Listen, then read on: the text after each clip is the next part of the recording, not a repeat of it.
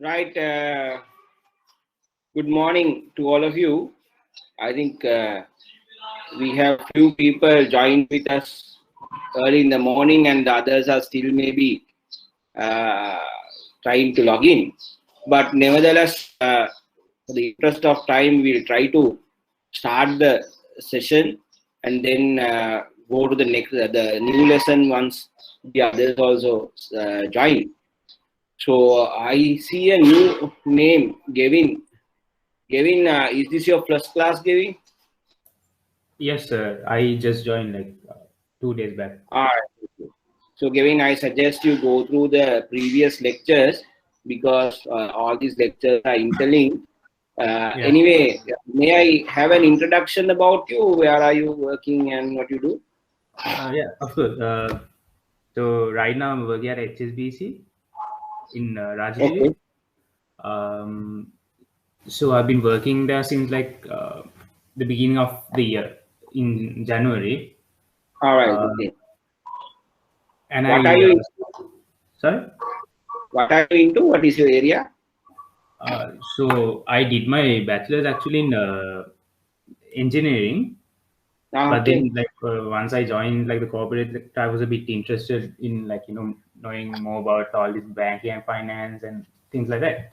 So which is why I thought of doing this. Right. So in HSBC, what do you do? What is I'm in the financial crime risk department, transaction monitoring. financial crime? Yeah, All right. more So like you are into monitoring and analyzing. yeah, yeah. Right. It's a very interesting area. So you are using AI, artificial intelligence? To some Oh, extent, it's yeah. done. All right. To some extent, Anyway, we use and then like yeah. Thank you, sir. Thank you, Gary. And sir, So I think yeah, I missed just 3 classes. Did I miss 3 classes or more than that? I think you missed 3 classes. No? You missed 3 classes okay. Where we have laid the foundation. So it's important that you go through the classes so that you will get to know, because there's nothing much for me to share in terms of basic knowledge, because it's available anyway in the net and everywhere. But what is more important is the discussion. So I suggest that you go and have a look. And then if you have any area that you need a clarification, you may contact me, and you can get my number from Menaka or Kavinder and contact me, or else when we log in early in the morning, you can raise any question that you have, because others will take time to join, so we can have a discussion. Okay, so don't worry, you can catch it up. If there's any issue, just let me know. I will support you. Yeah, definitely. Thank you.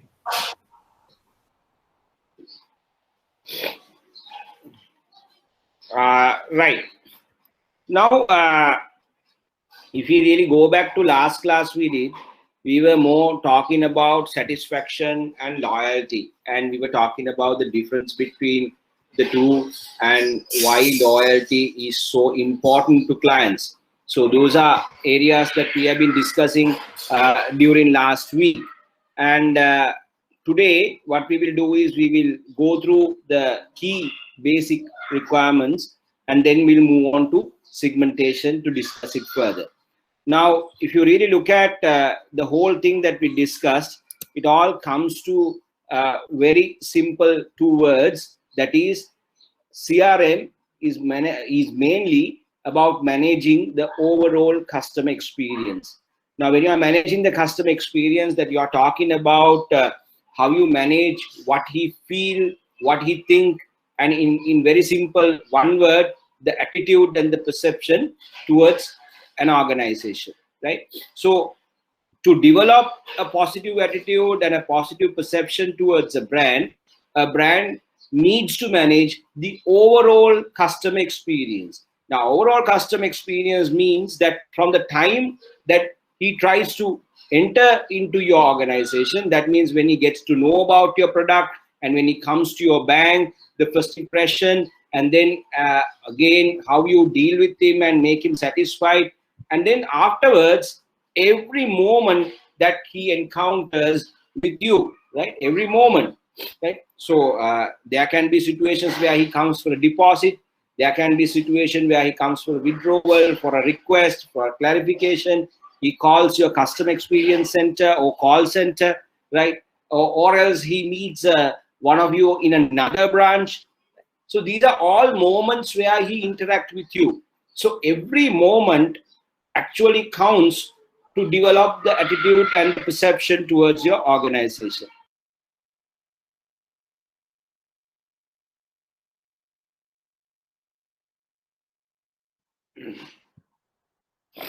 Right? So experience, overall customer experience is a combination of all these moments that he has experienced with you. So under customer service, we will talk about this in detail as to how you will create an overall customer experience by managing moments, right? We call it moments of truth, right? And then we said the whole thing, the overall customer experience actually leads to the customer satisfaction and the loyalty. So you need to have a proper service or customer service, and then support the customers, and also continuously get the feedback from the customer. Feedback capturing is very important, because if you don't capture the feedback, you cannot adjust yourself, right? So there can be certain policies, procedures that you have implemented thinking that it is right. You don't implement anything that you think is wrong, right? So you have to remember that. There's nothing that you have implemented saying that it is a bad policy, bad practice, and let's implement and see. You don't do that. You generally implement what you think good and right. Right? So that is the general thing. So you implement everything that you feel good and right. But what is important is not how you feel, but how the customer is feeling, right? So that is very important. That is the fundamental truth in the marketing. So it's not what you feel, but what other person feels. Sometimes a superb barbecue may be a very indulging experience for you, but maybe to the other party who's coming to the barbecue, who's a vegetarian, it's a disgusting experience, right? So what matters is not your happiness, but what matters is your guess, whether he will be satisfied or not, right? So similarly, what you think right and correct may not become convenient or acceptable to the customer, right? So as a result of that, the customers will give you feedback. Sometimes that feedback will come in a very soft form as suggestions, proposals, or in a little bit of a harsh form like complaints, and then the people come and blame you and kind of things like that. What happens is, if you don't listen to your customer and get this feedback, capture this feedback, two things can happen. One is that your customers will walk away from you because of your procedure, and you will have a problem in retaining them. Number two, they will go and talk about this somewhere else. They go and talk about this in their circles of friends, relatives, and they will create that negative word of mouth.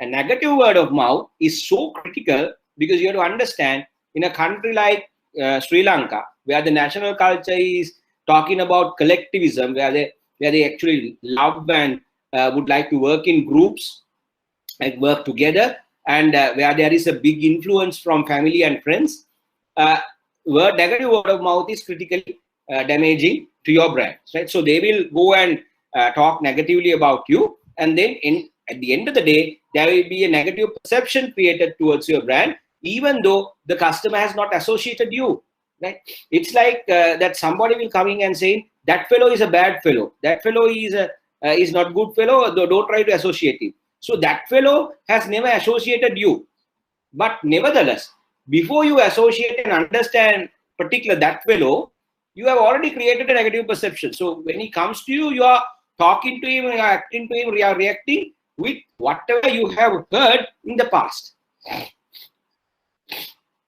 You are not going to verify whether it is true or not, right?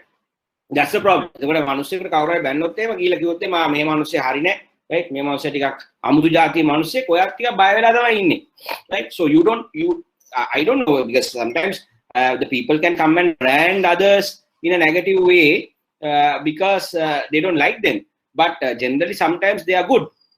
But nevertheless, you don't try to associate, verify. You don't do those, right? So when negative word of mouth is created, generally there's a tendency that the people will create a negative attitude and a perception towards your brand, and it's very difficult for the advertising to correct it, right? Because in a market, people believe word of mouth, their friends and family, more than advertising. So advertising, PR campaigns, those will not correct what they hear from the close circles, especially in countries like Sri Lanka, where the collectivism is high, right? So it's very important that you have the correct service and the support, and also listen to the feedback of the customer, and then based on the customer feedback to improve your processes to make it more convenient, or else to educate the customer more as to why you are running this process. Right? There is nothing called that you have to change your process immediately when a customer gives you a feedback. Sometimes you can't do it, right? But you can educate the customer why you are doing it, right? And say, okay, we are doing it for your own safety. For example, now Gavin may have come across situations where they have to stop accounts or they stop credit cards, right? Without giving notice to the client. So client will, if the client cannot be contacted and you come across some suspicious transactions, you will stop the card, you will stop the account, right? And then the customer will fire you after one day or after some time, saying that, okay, you have stopped my account, you have stopped my card without my knowledge, and I have faced problems, and he will fire you up, right? And at that time, there's a problem with the process. You have stopped the account, you have stopped the card without informing the customer, and the reason is that he's not contactable, right? So now, are you going to change your process? Are you going to change the whole process because you have got a negative feedback saying in future we will not stop a card, we will not stop an account unless we contact a customer and allow the fraudsters to take out money as much as they want? You are not going to change your process. But what you do here is you educate the customer as to why you did it, right? Why the process is. Right?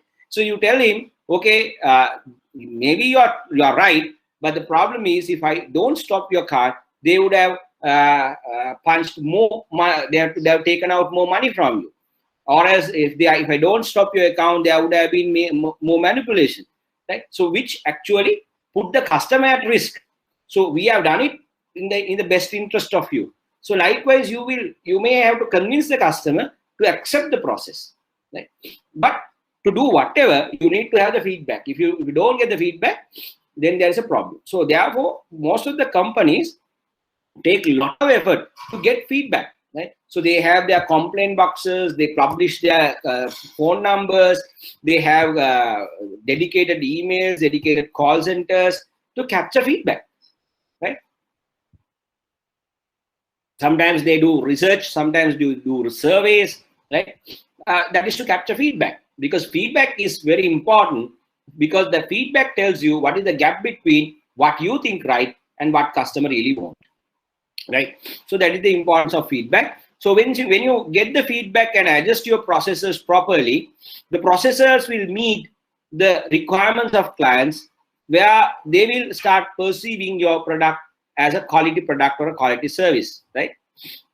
And when the quality is achieved, you get satisfaction. And as we have discussed in the last class, satisfaction is the foundation of loyalty, right? So continuous satisfaction, uninterrupted, consistent satisfaction will generate loyalty, where the customer will have a strong emotional bond with your brand, right? So this is the circle that we need to go through, right? And then if we really look at customer retention, right? Now, how do you retain customers? There are certain things that you can do in order to do that. The first one is undoubtedly to improve your customer service. Now, remember, customer service improvement is not a destination. it's a journey, right? Why I say that in the first place is that the customer needs are evolving. Needs are evolving. As such, what they expect as service also evolving. Right? So they will, for example, a long time back, they would have expected to write letters to you, to put it into the post, and then get things done from you, right? And after some time, they started shouting at you saying that I can't be writing letters. I want to get it done over the phone, right? And then afterwards, they started shouting, see, I can't even call you. I will send you an email and get it done for me, right? So now they may be shouting at you saying that, see, I can't be even bothered to call you or type an email. Let me have my freedom to do what with my account.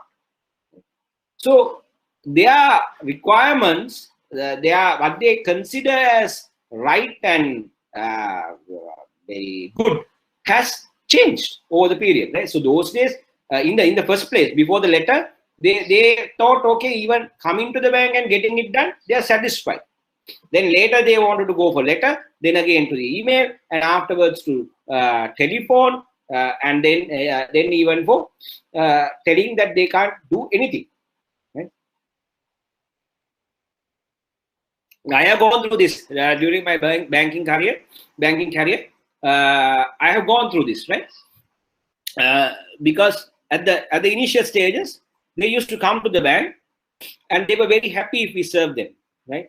But after some time, what happened is they wanted to get things done over the phone. At that time, the email was not very popular, right? So they wanted to get things done over the phone, and they were shouting, "Why do you want us to write letters and all kind of things?" Right? So those who were very satisfied with the service received when they come to the counter or when they write a letter, is now demanding that the service should be given over the phone. And afterwards, when the email popular, they were saying, we can't even bother to call you. Let us go through the email. I will send you an email, get it done for me. I can't send you a letter. Then afterwards, they went into saying that we can't do anything. You just let us give us the freedom.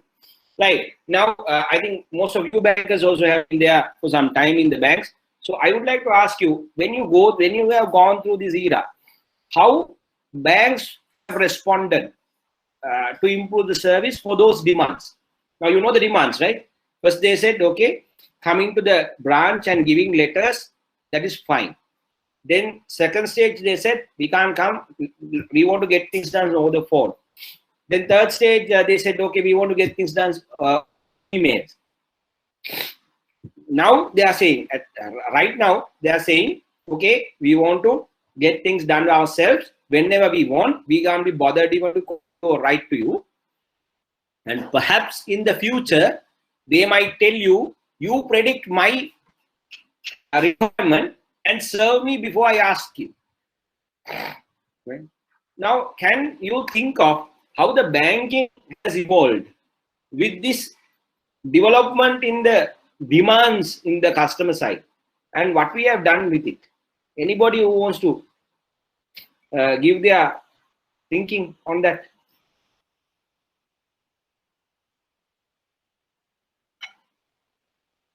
Chaminda, what do you think? Chaminda, good morning. Chaminda?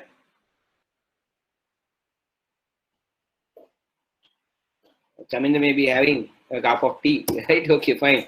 Ruchika, you are there? Ruchika?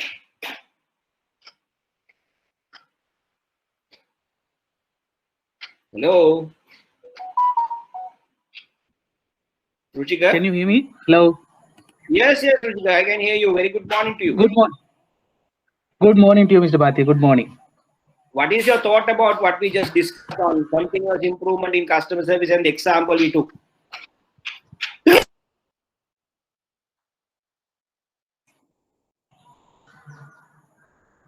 Hello? Yes, Ruchika, we can hear you. Hello? We can hear you, Ruchika. Yeah. Yeah, there are a little disturbances. Now I can hear you. Mr. Bhatia, now we were talking about these proactive measures that we are taking to serve our customers, isn't it? We Actually, Ruchika, proactive and reactive. The discussion was that we were trying to talk about why continuous Hello. improvement. Ruchika, can you hear me? Hello, Ruchika. Okay, Ruchika may be having a problem with the connection, I suppose. Okay, let Ruchika fix the connection and join with us again. Shall we move to Vijendra? Vijendra, are you new to the class? Vijendra? Yes, sir, yes. Hi, I Vijendra. joined last So you week. joined today? Yeah. Okay. So we have two people who have joined today. Vijendra, as I told Gavin, you need to go to the previous classes and listen to it and then absorb it fast because all these classes are It's interlinked. 9 o'clock. And if you need any support in terms of more clarification, please do feel free to contact me. You may take my number from Kavindra or Menaka and give me a call, right? Or else I log in the morning. So in the morning before others log in, we can have a chat on that. But very importantly, you need to go through the lessons because you have to align yourself with the class. Fine, Vijendra. So I will not trouble you on the first day immediately. So I'll come back to you for a discussion. But let me go to someone who has been there for some time. Raja Karuna, are you there? Raja Karuna?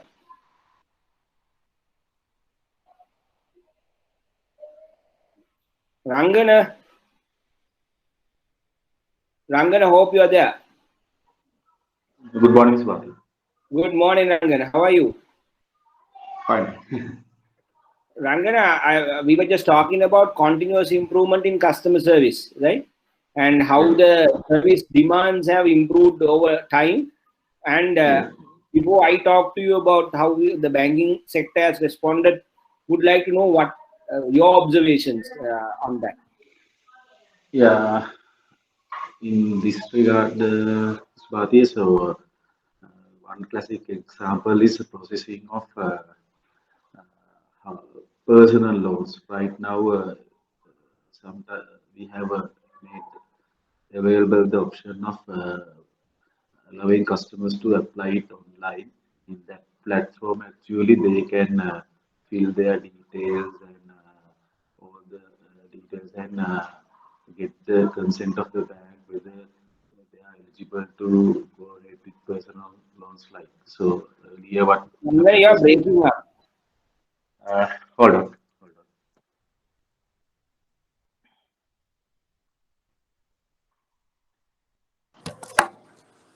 Hello, am I audible now?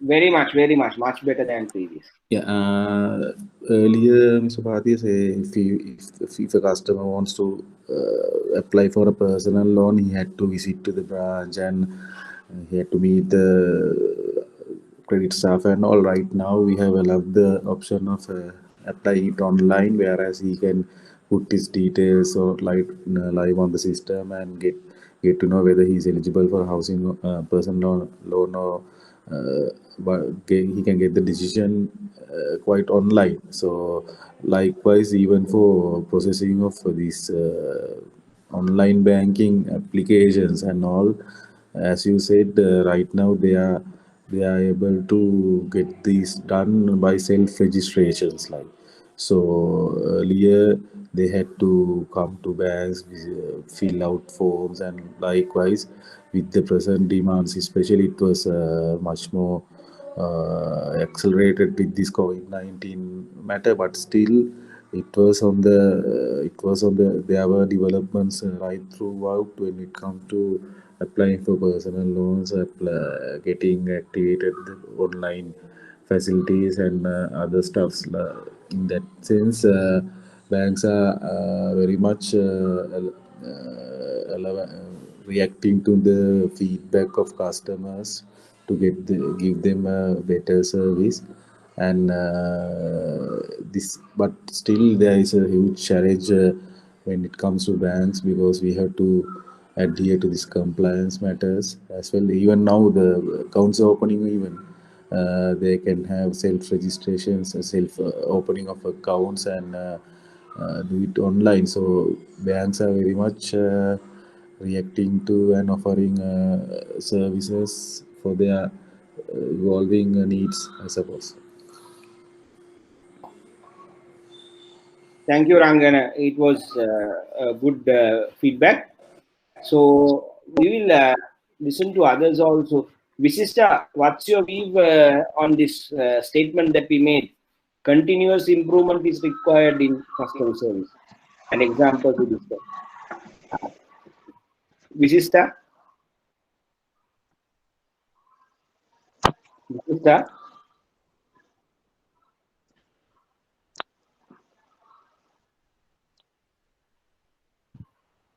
I think all of them are getting warmed up with the session. So perhaps. Good morning. Hi, Visista. I was wondering where you are. Yeah, customers needs time to time changes.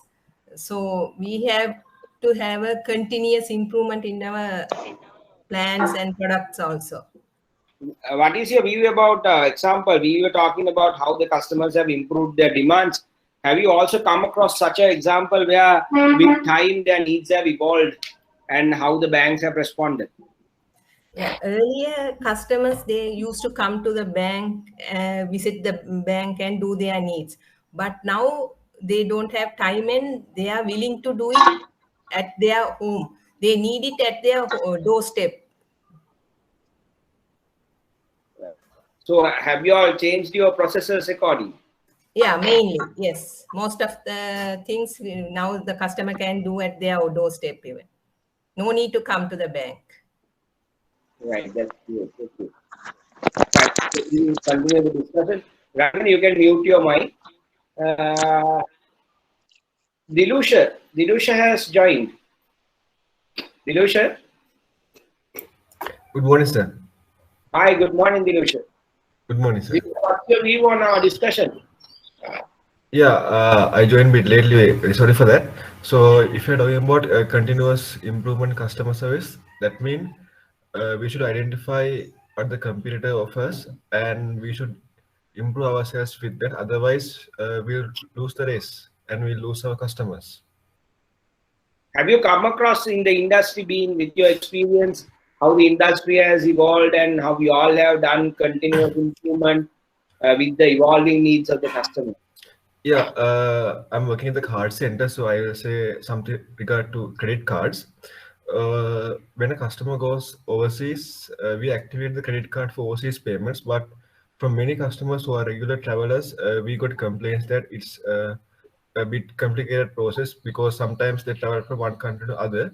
So they should contact our call center and again activate the credit card for that respective country.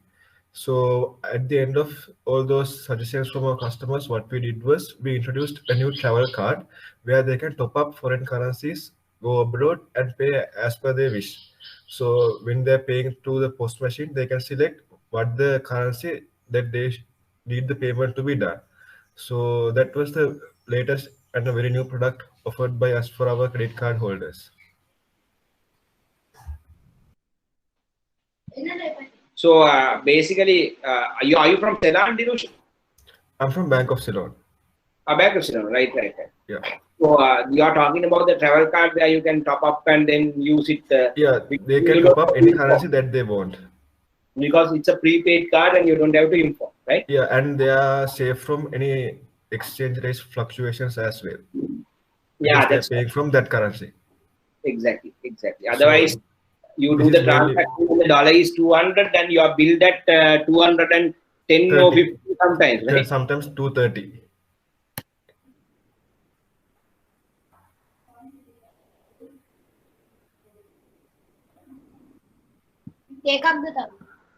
Right. Understand.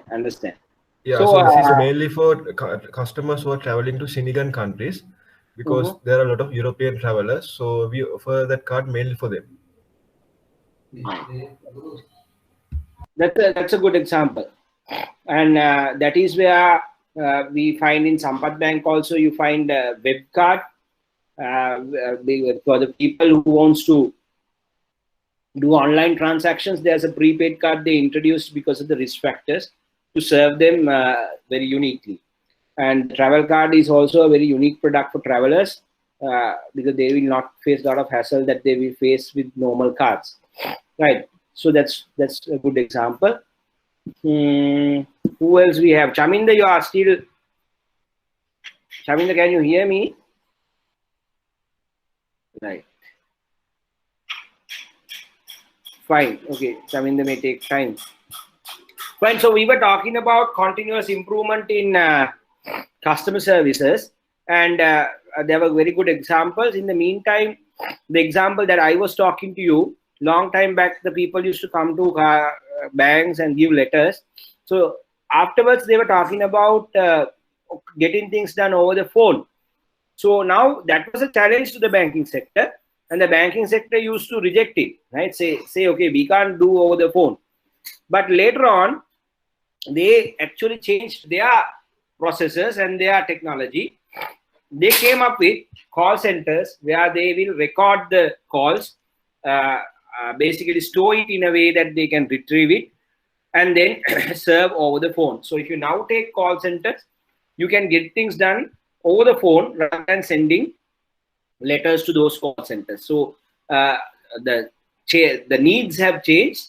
Similarly, the banking industry has responded, banks have responded, changing their processes to ensure that their service will meet the demands of the customer. And then they were thinking about how to get it done over emails, and the banks have gone into the electronic banking modes where they have the email facility inbuilt, so the customer can send an email through their e-banking services. So they can get it done in the email. And now the customer is demanding, saying that we can't send you an email, we can't visit your branch, we can't even call you, we want to get things done.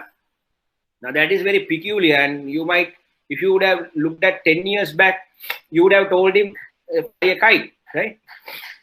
Don't come to working with banks. In that case, you go and work somewhere else. But today, the banks have understood why customers say that, because the customers' lifestyle have changed, their thinking patterns have changed, and they want to get things done very fast rather than waiting in queues.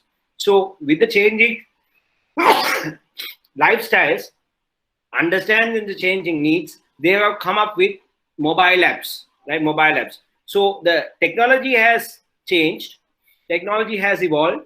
As a result of that, the customers have seen what is happening in the world and in other countries, how the people get things done using mobile apps and by calling call centers, right? So now they have seen all those things and their demands have improved. So they are telling, okay, give us our freedom, we will do ourselves.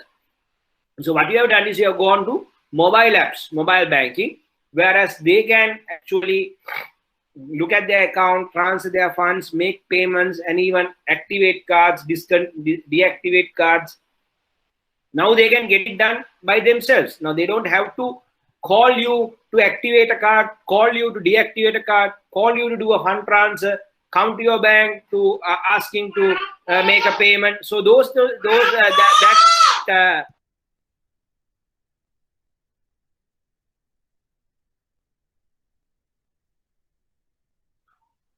so basically that era has gone, right?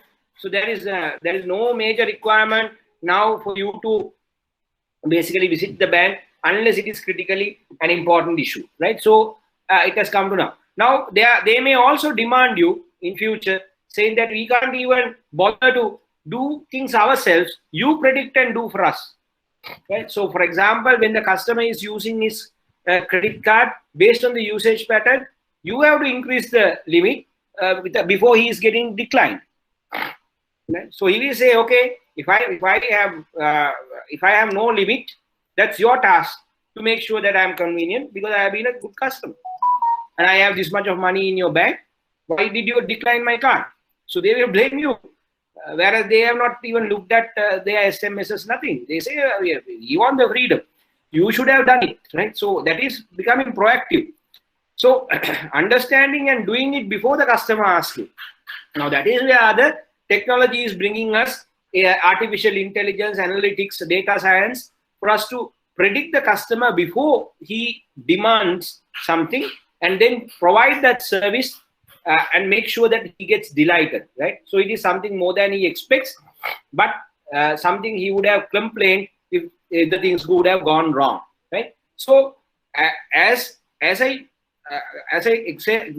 basically explained to you, in CRM is not a reactive process. Now remember that thing. CRM is not a reactive process. When everything happens and things go wrong, correcting it is not CRM, right? CRM is not a reactive process, it's a proactive process. This thing you have to remember very well, right? CRM is a proactive process. Now that is, you think on behalf of the customer before something goes wrong, and you correct it and make sure that the customer will have a better experience even before he asks, right? And make sure that he will not go to face a bad experience just because you have not taken some action, right? So CRM is in a customer-centric organization where every department, every person is responsible about the customer. The focus is to move the organization activities to become more proactive than reactive in terms of serving the client, right? So continuous improvement in customer service is all about how you evolve yourself, how you adapt to the technological changes, social changes, customer behavioral changes, and create that experience. So create that moment where the customer is happy and feel that this bank actually thinks and on behalf of me, and is very dynamic, and is very like current, right? And then stay with you, right? Okay. So I'm sure now you are very clear about it. Fine. So the second one is service recovery strategies. Now, in the first point, I was telling you that CRM is a proactive process, and you cannot wait until something goes wrong, or when a customer comes and tells you my experience is bad, for you to correct it, right? So, so you have to do it before he tells you that. But having said that, it's very important that we understand none of the organizations, none of us in that case, although we know all these things, can go through such a journey where we will not make any mistake during our encounters with customers or decisions. There is no organization in this world where they have not done a single mistake, where they have not done a single customer complaint. Because we are dealing with humans, right? And we are dealing with the decisions which can go right or wrong, right? We are dealing with a service sector, especially when it comes to banking, the service sector, where the service is dependent on the person who provides it and change time to time, right? And there is nothing called 100% perfectionism in when it comes to customer service, right? There can be and there will be situations where things go wrong, right? Where things go wrong. And when things go wrong, you need to have a strategy in place to make sure those are corrected and the relationship is repaired, rebuilt in a way that it is much better than which it was. Now, to do that, you have service recovery strategies. Service recovery strategies. So service has encountered a problem and you have to recover it and reinstate the loyalty or the positiveness towards your brand by executing these strategies. Now, this is a large area, and this is one of the key topics in your syllabus also. So we will take it up later, and we will discuss it in detail.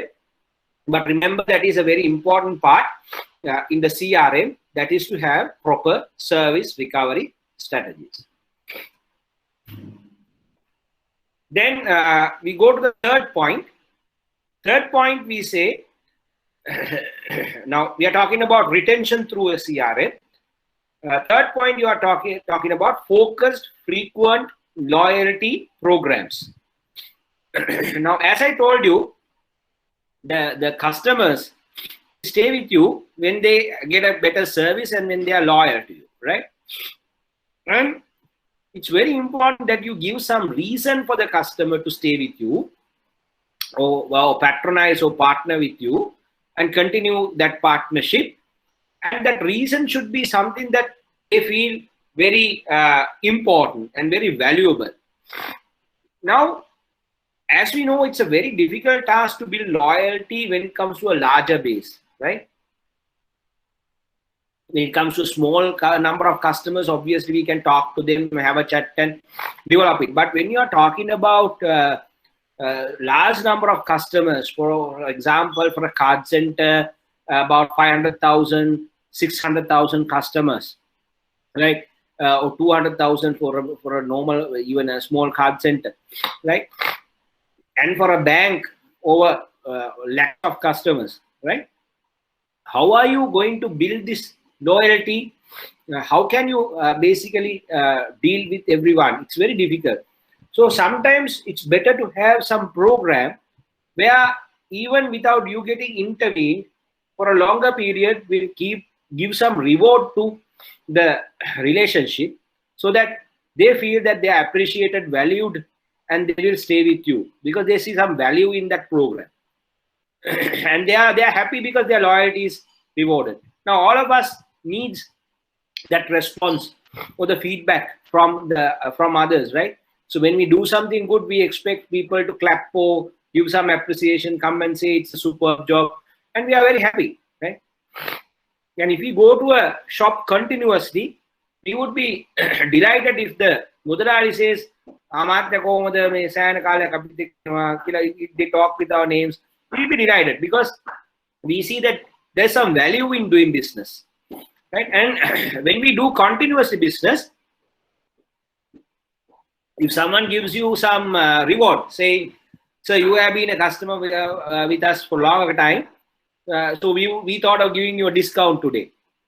Now you feel that you have been valued for the loyalty that you have kept with them, right?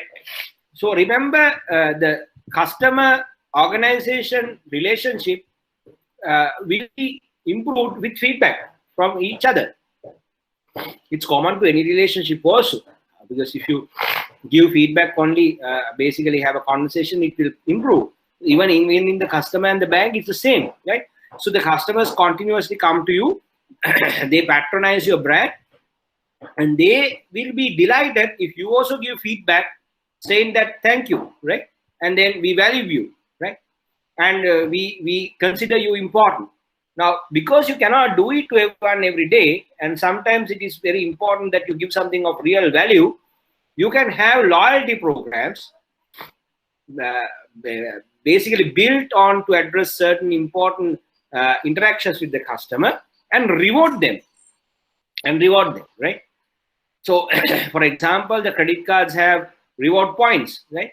Now, the credit cards can do two things. One is the card centers can give discounts so that the customer will use the card when there is a discount and he is happy. But when there is no discount, will he use your card? There's no reason for him to use it, right? So he may have been a customer for the last 5-10 years, and then he's thinking, okay, why should I use his card when there's no discount? So when there's no discount, they shift to something else, right? But what is card center doing? Card centers are doing, they are giving discounts and inducing purchases for a particular moment, and then at the same time they give a loyalty rewards, loyalty points.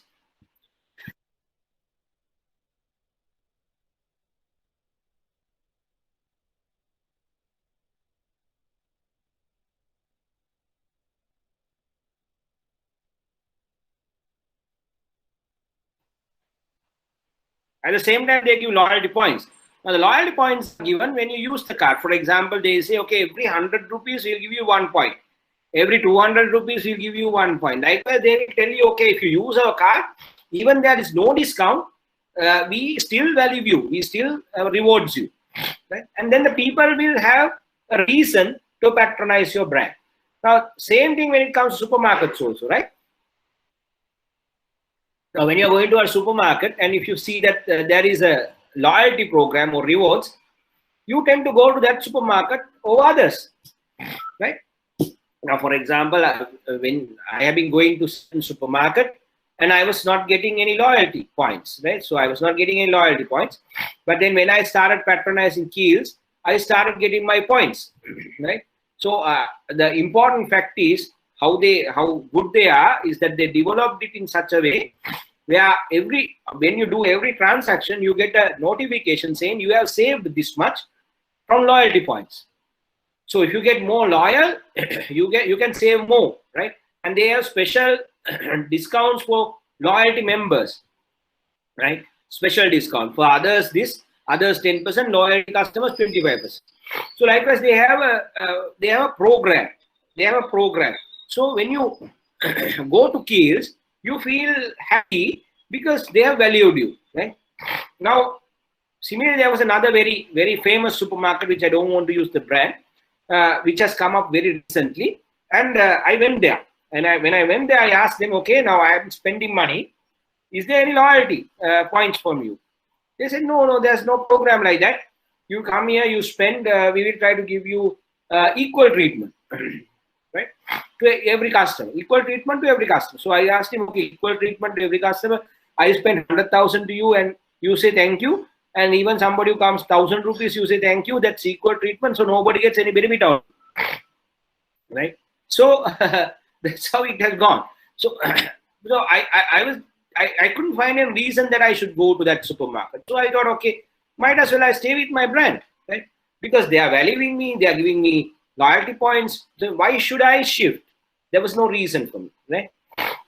And even when you want to shift, you find, okay, I have a lot of points in my this supermarket. They value me, they reward me. By shifting, I will lose all these things. So I will not shift. And even when people comes to cancel credit cards, you say, okay, if you cancel the credit cards, your points also gone, right?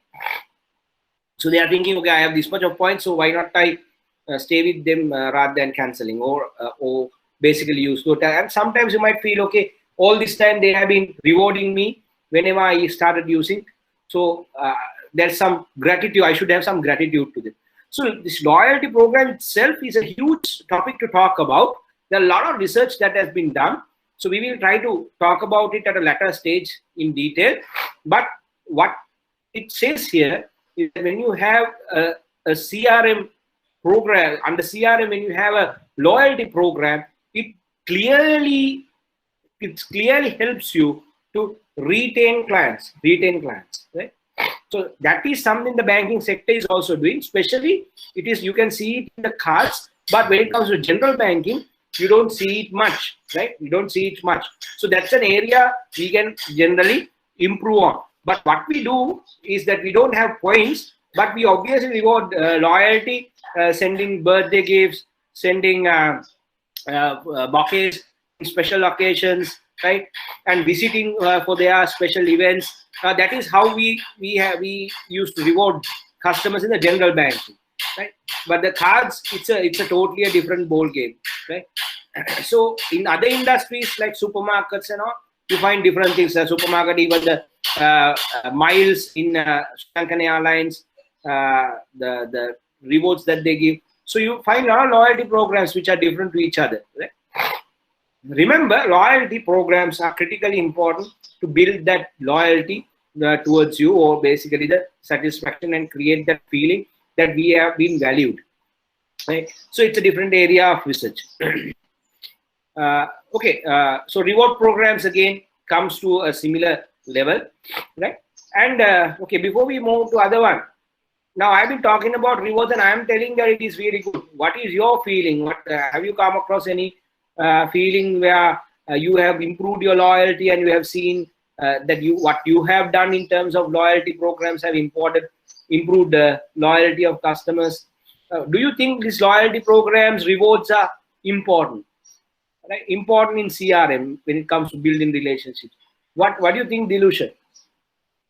Let me take your views also. Dilusha, is this true that we should have loyalty programs so it will boost the relationship? Yeah, for credit cards, we have certain loyalty programs. Mainly, those loyalty programs depend on the number of years that the customer have stayed with us. So when it comes to discounts, as you said, say if you are giving like 20% discount for the recent customers, for customers who were with us for more than 5 years, we are sometimes giving 25% or 30% discount. And other than that, there are certain exclusive offers for the customers who have stayed with us for more than 5 years as well. I mean, that's offer is only available for those customers, loyal customers. So I mean that has become very effective because we have seen a drastic reduction in closure of cards even in this COVID-19 period. What was that, Dilusha, which has actually saved you from COVID-19? It's 9:30. Yeah, giving loyalty discounts and exclusive offers for clients who are with us for more than 5 years for credit cards. Okay. That's really great. Thank you, Dilusha. So you think so you are coming from background that you all are more on to loyalty side. So you think the loyalty programs have created some more bonding between you and your customers, right? Yeah, of course. In the recent times, we experience it really very much in this pandemic situation. Okay. Thank you, Dilusha. Chaminda, are you there?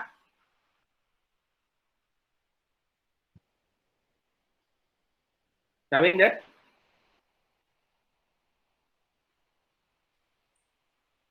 I can see Chaminda unmuting the mic, but maybe you are having a problem with connecting with us, right? Right, Chaminda, you try to fix it and we will come back to you again. We have Vijendra. Vijendra? Yes, sir. Vijendra, what is your view on what we just discussed about the loyalty programs? Yeah, your loyalty programs actually now the banking sector also going for these things, and because actually I have seen on retail industry most of the time these loyalty programs. Now the banking industry also moving for these loyalty programs, and that's a good movement. Do you think it's very helpful in terms of managing relationship with the customer? Yeah, of course. You have any experience of such loyalty programs, even from banking sector or otherwise? Actually, I'm working in a retail banking sector in a branch level. So actually, I don't have that loyalty program in my career. Okay, Vijendra, that's fine. Gavin, are you there with us? Yes, sir. Can you hear me? Gavin, what is your view about loyalty programs and its value for CRM? I do think as well that it helps us in some extent, like from the point of view of the customer, I would say it would help, like there are several like monthly cashback offers and things like that in credit cards. So I think it helps to retain the relationship with the bank and like keep using credit cards more often. Any experience with you how the loyalty has really supported in the banking or in otherwise when it comes to your past experience? No, we don't actually have like a direct relationship with the customers. So when it comes to like my personal experience, probably the cash, mainly the cashback offers only, it really like we feel like there's more like a connection with the bank where we can transact more and things like that. So I think it's a good experience. So basically, when it comes to loyalty, you create a positive impression towards the brand. Am I right, Gavin? When you get rewarded, yeah. Right. So this loyalty and reward programs, when you get those rewards, you feel positive about the brand, and a positive impression is created, and there is some kind of a emotional bond that is developed with that. When it goes on for some time, that will become little more intense than what it is when it at the start. Right. Thank you, Dilushan. Ranga, what's your view on loyalty programs, rewarding customers for their loyalty?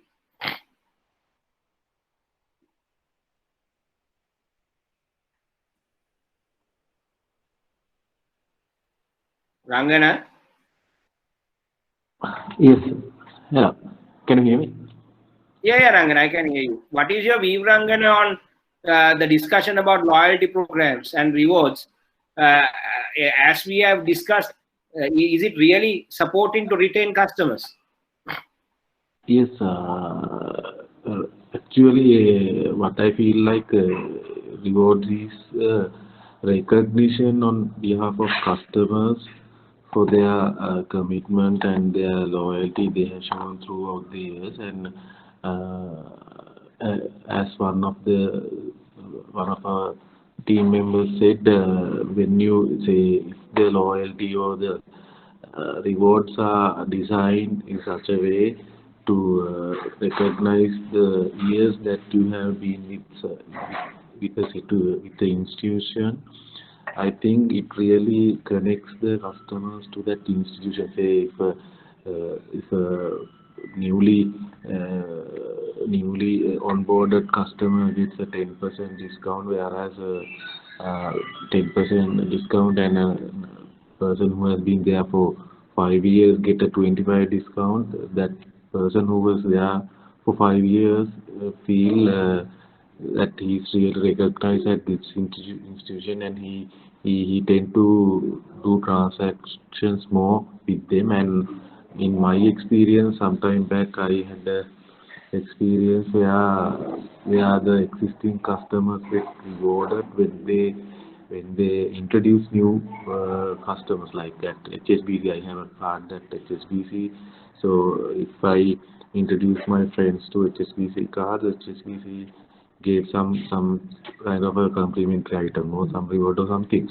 So in that way, we also feel recognized at customers, and it was really a good move on the part of the bank to retain customers at their with them. Even though right now, I'm not much using these credit cards, still I don't want to cancel these cards with a view on these rewards and all. This is my personal experience on this rewards and recognition part. Thank you, Ranga. That's a good insight. Fine. So even from my experience, the customers, the bonding will get more strengthened when you have the loyalty programs, and it really helps to keep the customer with you, because when they feel that they are valued and their relationship is valued, they generally continue to be with you, and it's difficult for someone else to grab them. Like I have become loyal to certain brands because of the loyalty programs, and sometimes to move away from them, you think twice. Right? Because they have been so nice to you, and you are thinking, okay, should I really? Right? Unless you really see a huge value, you don't move. Sometimes before you move, you ask from them whether they can provide it. So likewise, it's generally it is improving that the switching. It is improving to. It is actually reducing or basically hindering the switching behavior of the customer, and makes it really difficult when you have a reward program. And the next one is customization. Now, when it comes to the customers now, I think the keyword is customization, because those days you can actually address them with common products, common procedures, common services, and say, okay, you go through this if you want it, right? You go through this if you want it. But today, the things have changed. Basically, customers are going for more demanding, more personalized service than the bulk or the general service, right? So this is an evolving need, some kind of a trend that has been seen when it comes to the customer change of customer behavior with the modern era, right? Give me a second.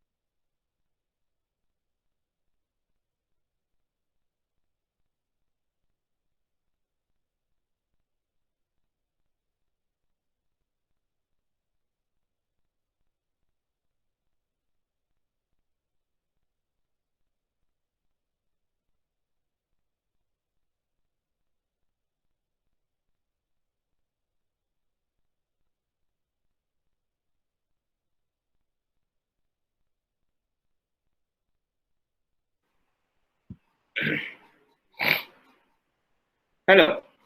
Sorry about it. There was an important call that came in. Right. So customization, that has become a trend now. In the good old history, customization is a huge cost, right? Because if you want to customize a particular service or a product, you have to put a lot of effort, and there is a lot of cost associated with it. Right? So as a result of that, customization came with a huge cost.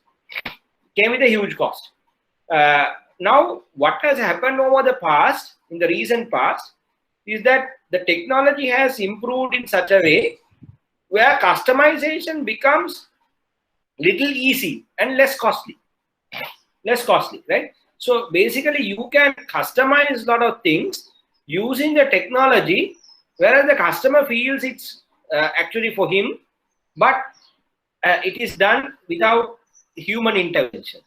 Right? So even if you look at from other industries like the fashion, now those days if you want to have a suit, you can go and buy it from a shop, or else you can tailor it.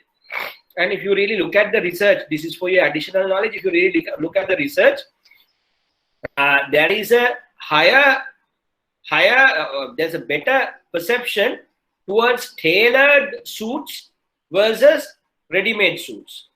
Now this is a research proven thing. When a person wears a tailored dress, that person is looked at differently and has a very higher positive perception than a person who uses a ready-made one. So basically people who were taking stuff what is already made, when they have little money and when they want to go for a better quality, they go to tailored suits. And tailored suits, of course, comes with a cost. The ready-made is basically you produce about 100,000 shirts in a one go in a garment, and it is less costly, right? So it might come to you about 1,500 or 2,000 rupees. But when you go to tailor it, having the preferred fabric and getting manual intervention, it might go up to 3,000 rupees or 3,500. So there can be even there can be a difference of about 1,000 or 1,500 roughly when you want to tailor it, even a shirt, right? Just a shirt. Similarly, every time you try to tailor it, it is much higher than what you can find in the ready-made market. But people goes for it to get a better quality and a better satisfaction. And then what happened with the introduction of technology? What has happened is basically you can go in front of a camera or go to a particular place and then stand there. And when you stand, your measures are taken automatically, and the suit is produced using the technology. And it's very cost effective because there is no manual intervention, nothing. You just go there and your measures are taken and it is produced. So that's how you produce the customized dress. So that technology is there. That technology is there where you can go and then produce.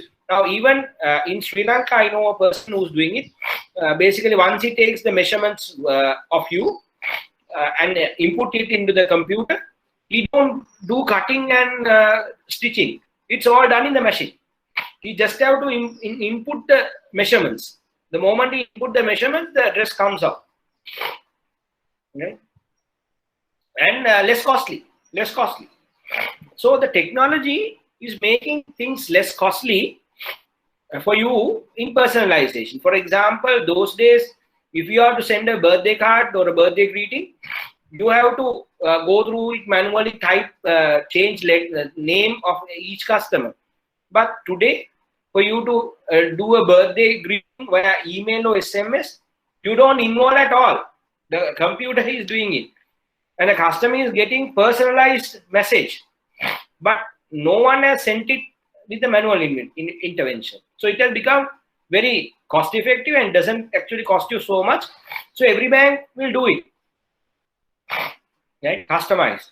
And even when it comes to other, like for example, limit increases, offers, the customization comes in. Generally, those days, a bank might give you an offer which is common to everyone. And sometimes you find that it is not worth for me. It is not worth for me. So this has not actually given me value, right? Because, for example, you might give an offer to go to Kandy, in Kandy area, whereas someone prefers to go to down south and enjoy the beach. And you are not a person who goes to Kandy because you live in Kandy. For a person who live in Kandy, giving a hotel offer in Kandy may not really attractive, but sometimes giving him a hotel offer in Gold may really attractive, right? So similarly, if a person is so old, for example, he is about 80 years, 75 years, sometimes these hotel offers may not work for him. But an offer where you give him to have a wellness treatment at a spa, like Spa Ceylon or Siddhalepa, or a discount in terms of medical, in terms of pharmaceuticals, like a discount at the in this online medicine ordering, or at hospitals, will really work. If there is a person who actually likes to travel a lot, he might get induced with travel related offers. For example, you give a travel insurance. So when you give a travel insurance, the people who travel will feel it's superb. But a person who generally don't travel will feel, so what? It's no value for me, right? So you are spending money to give him a travel insurance, whereas one values it a lot, other one doesn't value. You are giving a hotel offer, one values it, the other one doesn't value it. Right? So sometimes you might give even the shops. For example, give me a second.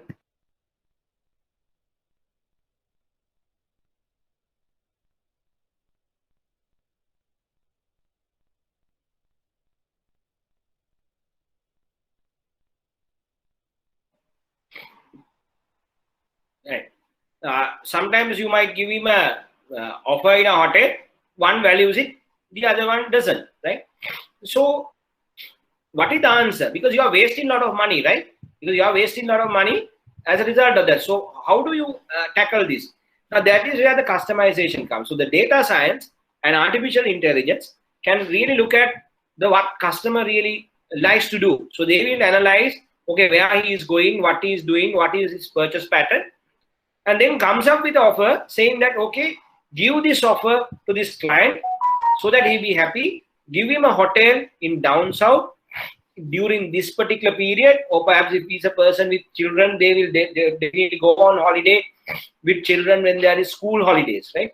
So he might, the computer might tell you, okay, don't give him offer in January, give him offer in April, down south, right? And he will value it. And if there is a person who's a bachelor, who may not bother what it is, they might say, okay, during April, give to these people who are going with kids, because their pattern is that they always go on trips during April. And for this bachelor boys who doesn't actually need to plan in that way, give them an offer in January or February, so that you don't actually pressurize the hotels in April, where there is a preference to be given to the people with kids. So likewise, your AI can actually give you insights saying, okay, give this offer to this person and give this particular supermarket to this segment. Don't give them the other. Okay, to whom you should give Kargis, to whom you should give Apico, to whom you should give Keels. Or there can be people who are patronizing Keels, and sometimes if you give some other supermarket, they might not like it. They might not go even. There are some people who are patronizing Kargis. If you give it to someone at another supermarket, they might not go. Okay, so which supermarket you should select, which hotel, where you should give dining, right? And whether you should give travel related offers or not. All these things you can get through data science and artificial intelligence. So basically you can customize your offer to them. Now, even if you go to Google, Facebook, Instagram, YouTube even, now they try to customize their offering to you, right? So they will not just pop up things for you. They will look at your behavior pattern and pop up advertisements for you. So the customization can go in all business areas that you are in and support you in terms of giving a better product, better promotions, better communication, even better pricing based on the customer, right? And then a better place, that is arranging how you will reach the customer, or customer will get the products, right? Better place, all kind of things, right? So if you really look at your entire offering, the 7 P's, if you look at all those, the customization can really help to make it much more relevant to the customer, and the technology can really support in doing that when it comes to a large number of customers. So remember, the trend today is that every customer will demand a customized experience, and if you can do it at your bank or your organization, that will really help, and that will give you a competitive advantage. And in doing that, it's very important that you apply technology. Otherwise, your cost will go up, and you have to give at a higher price, where a customer may not value it at that price. This is the future. This is the future. In future, you will find customers demanding more and more customization, and banks have to use technology to do that to them, right? Manually, interest rate manually decide refund manually decide offers manually decide, but in future you can get it done through the technology easily, right? Then The next one is community building. Now, this is a very interesting thing which will actually improve retention, because now these are basically like clubs. Now, if you look at Mercedes-Benz, they have a Mercedes-Benz club, right? It's like a very elite circle where only the people with Mercedes-Benz can join that club, right? And in that club, they have a lot of activities going. There are a lot of interaction. They have a community where they have patronized around the brand, right? So around the Mercedes-Benz brand, they have gathered as a community, so that everybody see value in being a part of the community, because it's giving you a lot of recognition, support in going forward, right? So why you are in that community? Because of the brand. Similarly, if you look at Harley-Davidson, so they have a group of, they have a community. Now, so they say if you drive a Harley-Davidson, you are different. Right? You are different. You are like this. Right? So when a person takes it, he feels that he's part of that community, and that community starts valuing them. Right? So likewise, you can build those communities around you. Right? For example, sometimes around your brand, you can build a community saying that, okay, let's say the Platinum Club, right? And and that people would like to be in that community, and then you do programs, you do cocktails, you do events, sometimes you have parties, you have some treasure hunt kind of things, right? And you do all those things because then you associate people around the brand, so that they feel that they are a part of community, and when they want to switch, they think that they are not only losing the product, losing the brand, but they are losing the community also. So if you move from Mercedes to some other car, you are not anymore a part of Mercedes club. So that you are not only use the Mercedes, you are not only going away from Mercedes brand and the product, but you are going away from that community also. Right? So you are thinking more than just switching a brand. Right? So that's how it goes, right? So you have to create such a community and keep on doing activities, so that the customers will think twice before they switch, because they are not only moving away from your brand or the product, but they are also moving away from your community. Right? So these are some of the points which I would like to highlight as key strategic measures you can take under CRM to improve retention, right? Improve retention, right? So when let's go to the discussion. What do you think about the last 2 points, the customization and community building? Right? How about your experience? Vishishta, you have been in the relationship area. What is your view about the discussion about customization and community building? Vishishta?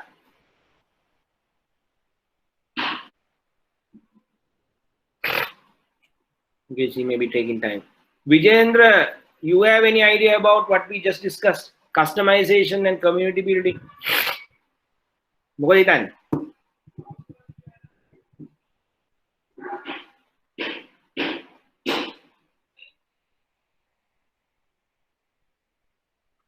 Ruchika has joined. Ruchika, Vijayendra, you just unmuted. Would you like to give your view? Mr. Bhatia, sorry, I just joined in the interim. Am I audible? Can I? Customization and community building, Ruchika. I joined just now because I had some problems in my connection, Mr. Bhatia. Okay, Ruchika, I understand. Okay, fine. So we'll take you in a different slide. Sure. Right. Gavin, what is your view on what we just discussed, customization and community building?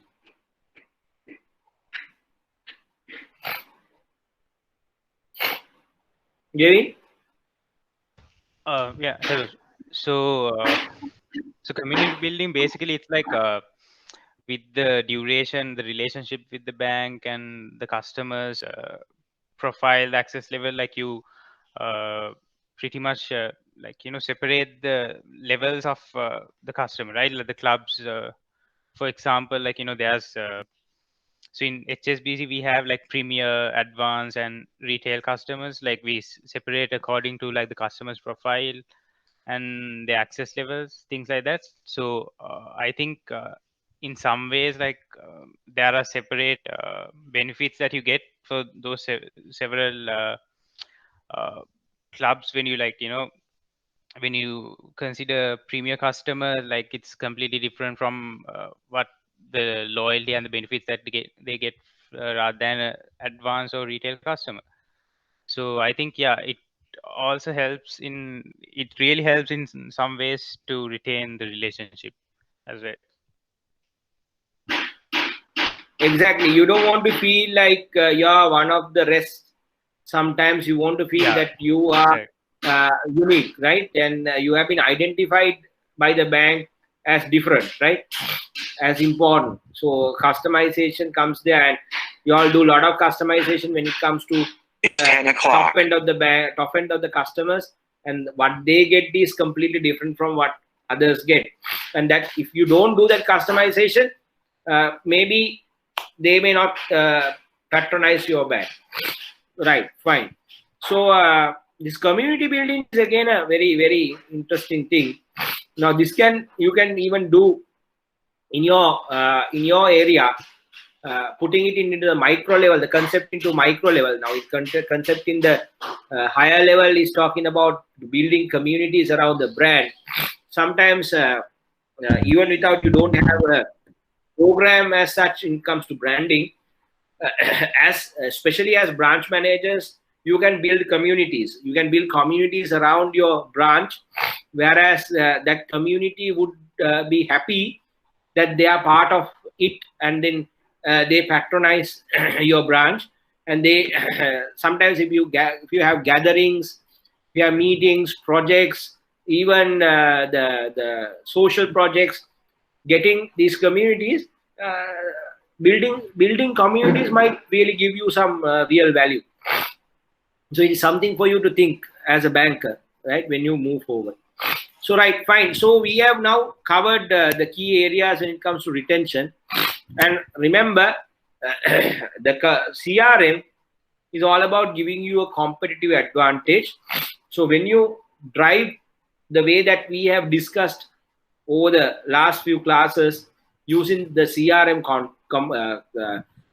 concept, it will certainly give you a competitive advantage in terms of acquiring and retaining clients. Now, remember, another problem with the CRM is that most of the CFOs are a little reluctant to invest on CRM, because when you talk about CRM, you're talking about a dream. Because if they ask them, if someone asks you, okay, give him a good customer service and building relationship, can you justify how much you will earn more? Now that's a very, very critical question, right? How much loyalty will increase? How do you measure? It's very difficult. How the satisfaction will improve and how it will support? It's a difficult thing. Somebody might say, okay, even if you don't do it, it will be there. Right? So when it comes to measuring the return from CRM, it is difficult, and you may not be able to quantify it with time also. Sometimes it's a very long-term concept. What you do now may reward you after 5 years. So we have seen that. We have seen when we give good service to certain clients over a period of time, looking at their potential, although they are not very profitable now, perhaps after five years or after some time, they will immediately start giving you value. Now, I have come across similar incident, whereas I've been giving a very good service to a top-end client, and I've been basically having a good relationship with him.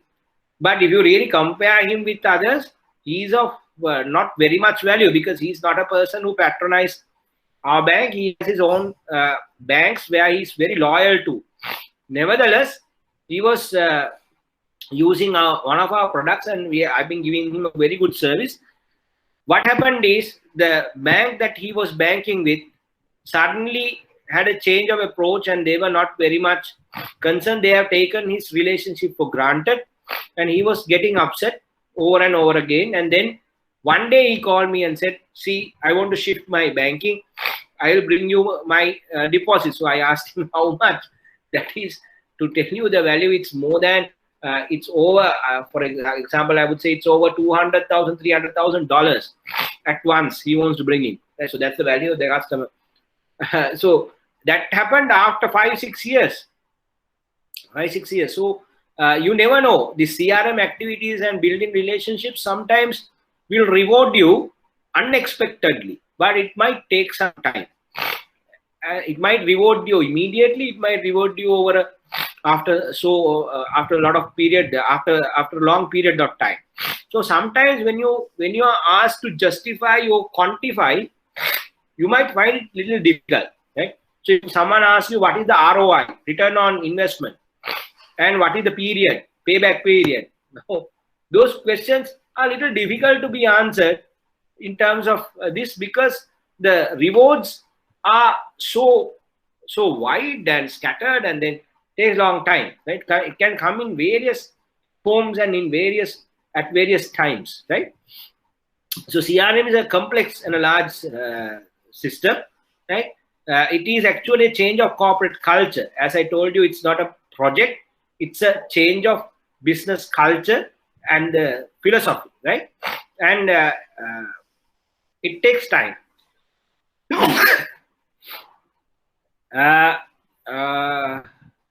So I would say whether the organization becomes more customer centric following the adoption of CRM practices is a question, right?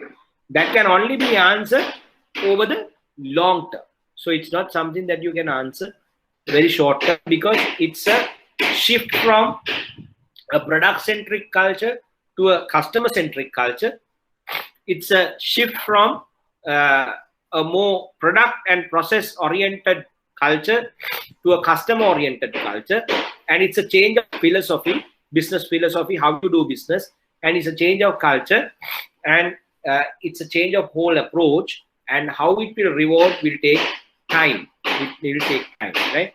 So remember, CRM is a program, is a culture that you inculcate in your organization, which if someone asks, quantify, give me the ROI, give me the payback, you might not be able to answer. But in the long run, the growth and development will depend on the CRM and implementation of that concept.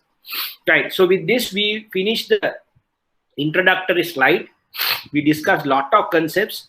So I suggest all of you to go back and listen to the slides, listen to the presentations, and then get what we have just discussed. And also to do more research on areas that we discussed in the internet. And I will also try to upload some research papers and some reading material to you before the next week. And if you have any questions next week morning, you can ask me after going through this, right? Okay, so we will finish it now, and then we have to basically start today to talk about segmentation. Before we move on with that, we will take a break and come. So you can have a break till about 10:30, and we will meet up at 10:30, right? So 10:30, join again, and you may disconnect yourself now and join again at 10:30. Enjoy your good cup of tea and come back. Okay, thank you.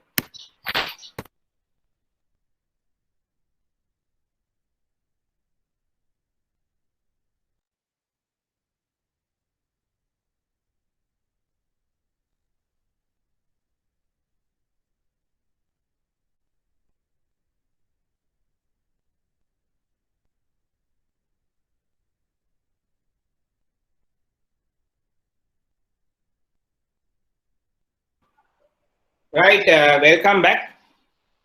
So the next part of the session, we will try to talk about segmentation and why it is so important when it comes to CRM. So let's try to understand the concepts of segmentation first. If you really look at it, the buyer's point of view,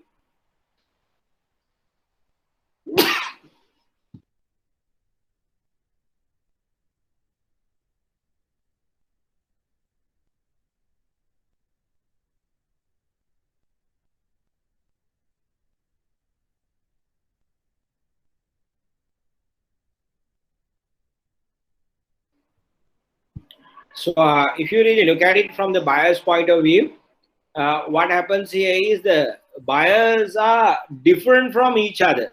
That means consumers are different from each other because our needs, wants are completely different, and it can come to that difference can happen occur as a result of our personal what do you call characteristics, such as maybe someone might talk about your genetic structure, or basically what is your inside. You as a human has unique feelings and the generation of ideas, right? So maybe that is from your build-up, that is your genes, or basically how you have structured you as a human being by the nature, right? So that there is a difference in that. Then the other difference is basically the other things that you value are generated from the environment that you are bought with, right? So if you really look at you as a person, your thinking patterns, for example, what do you think right and wrong, what do you think good and bad, are different to another person. That may be from that may have happened because of your upbringing, from your culture. That may be the influence from your family, influence from your teachers or the school, influence from your friends and close circle, right? From your relatives, perhaps the country you live, right? So those things have affected you and have made who you are. Right? For example, if you take Sri Lankan culture, Sri Lankans as a nation, if you take, are more towards collectivism. Right? What do you mean by that? They are more motivated when you talk about something to do with the group and the community. And sometimes they are not very much into levels where they want to talk about individual achievements, the individual brilliance, so on and so forth. Right? So rather than individual achievement, they value the group achievement, right? So then if you really look at the power distance, right? So that is how each one of you will look at your structure and how you will basically look at your subordinates, right? So you will look at less powerful members, how you will look at less powerful members and the powerful members, and how the power is distributed. In a country like Sri Lanka, we have a very high score on that. It's a very hierarchical society. So even in the organization, we expect the juniors to listen to us, right? And juniors needs to do what we say. We don't encourage more like face-to-face communication, open communication. And if something happens like that, we think that fellow is a panditya or a bad fellow, right?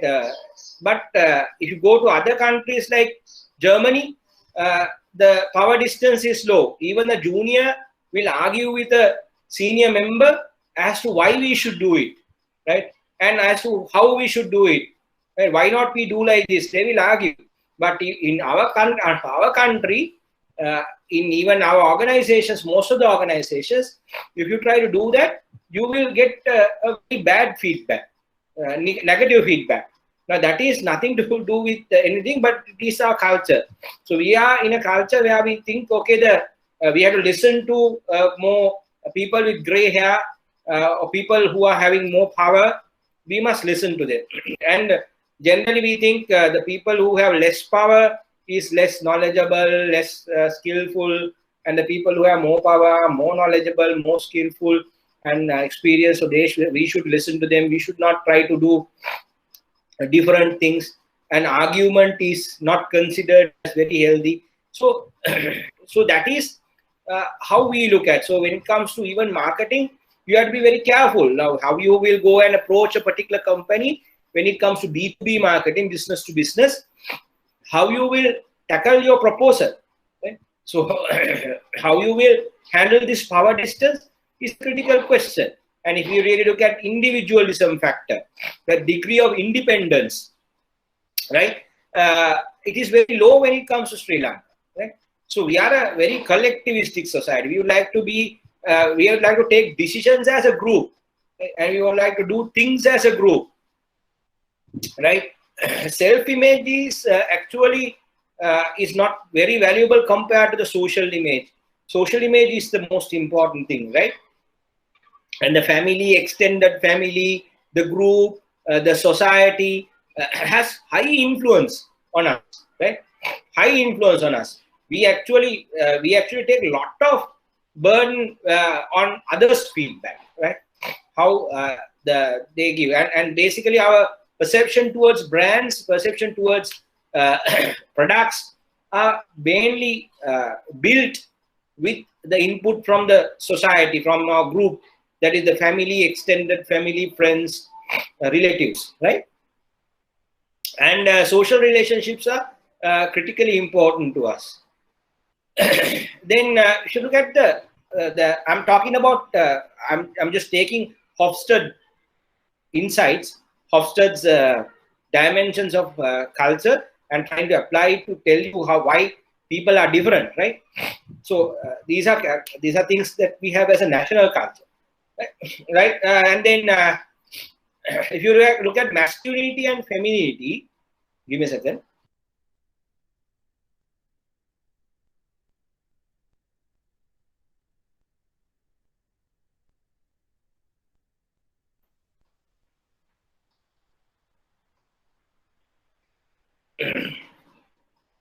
If you look at masculine and femininity factor, right? The Sri Lanka is like more of a feminine society, right?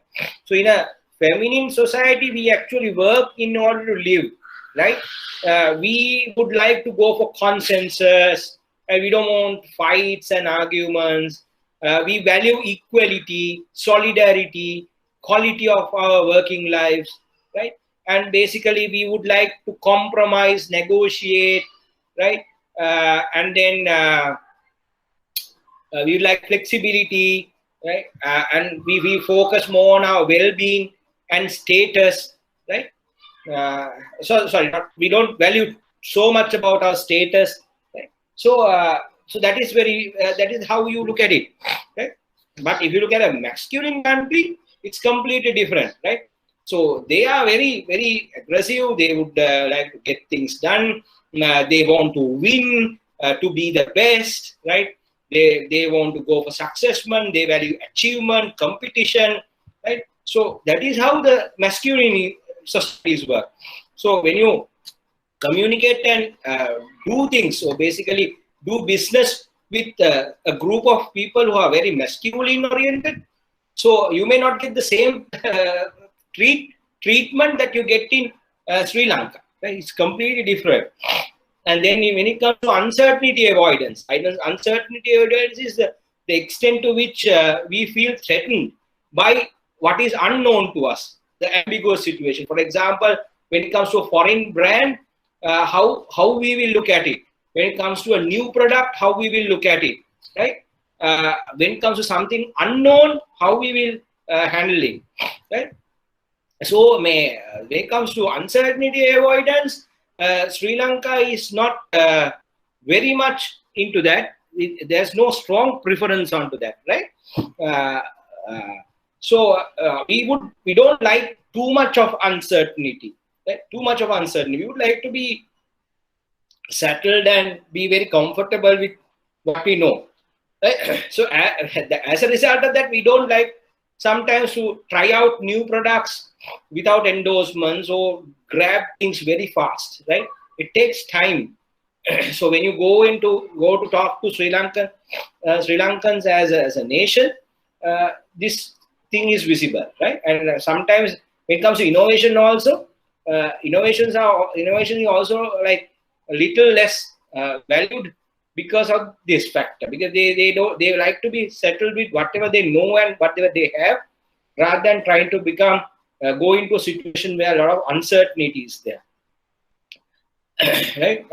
So basically, you don't try to control the future. You like things to happen and then accept as it is, and you consider that future is not known, right? So kind of things like that. Then if you look at the long-term orientation, basically how you will look at the future and the long-term factor. The Sri Lanka is like does not indicate very much of a preference on that orientation. The cultures with a high score take very pragmatic view, but cultures with a low score would like to follow the old traditions, right?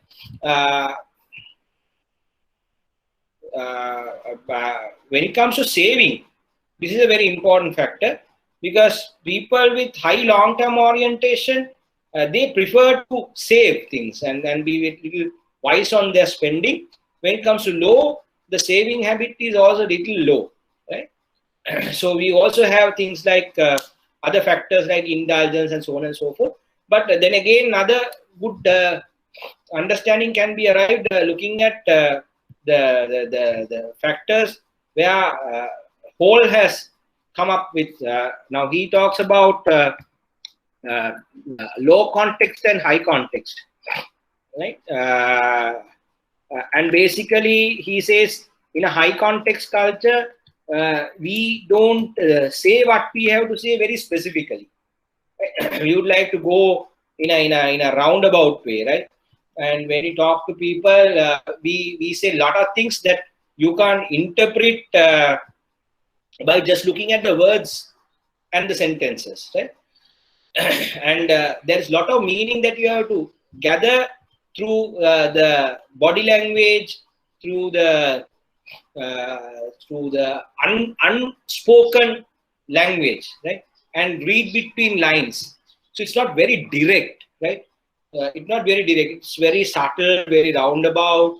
And basically, when you do research in these cultures, you have to be very, very careful, because sometimes what they say is not what they really mean, right? So you have to really see what exactly they say by going through the other factors, like how he has moved his eyes, what is his gestures, body language, so on and so forth, right? Now Sri Lanka is kind of a high context culture, so we are very cooperative, right? Compared to low context, they are very competitive. They want to win, but we are a culture, we are very cooperative. But if you go to Germany, they are like very competitive, right? Then if you go to things like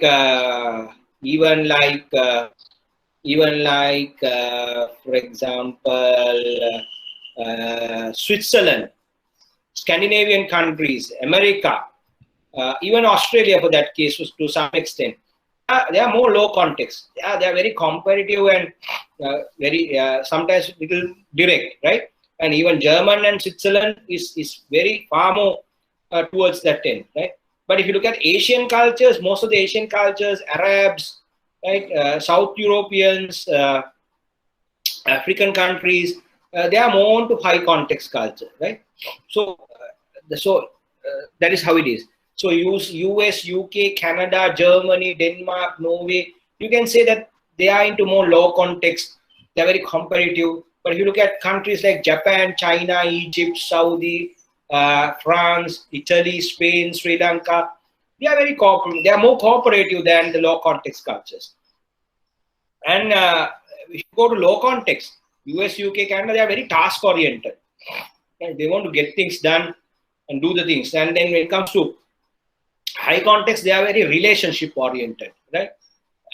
Now, in a low context like UK, US, Canada, they are very individual oriented. They want to do things by themselves, and individual brilliance is appreciated. Yeah, in our countries and Japan, China, you look at team orientation. It's a team achievement, right? You stress a lot of things about team. Give me a second.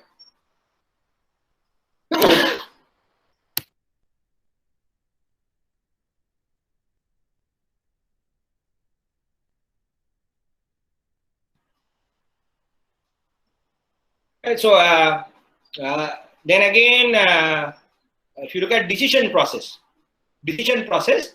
in countries like US, UK, Canada, Germany, Norway, where the low context cultures, they are very logical, right? Linear, rule oriented, right? I was just going through some research on Germany very recently, and it is said that if you want to win a German customer, you have to tell him every simple detail related to your product.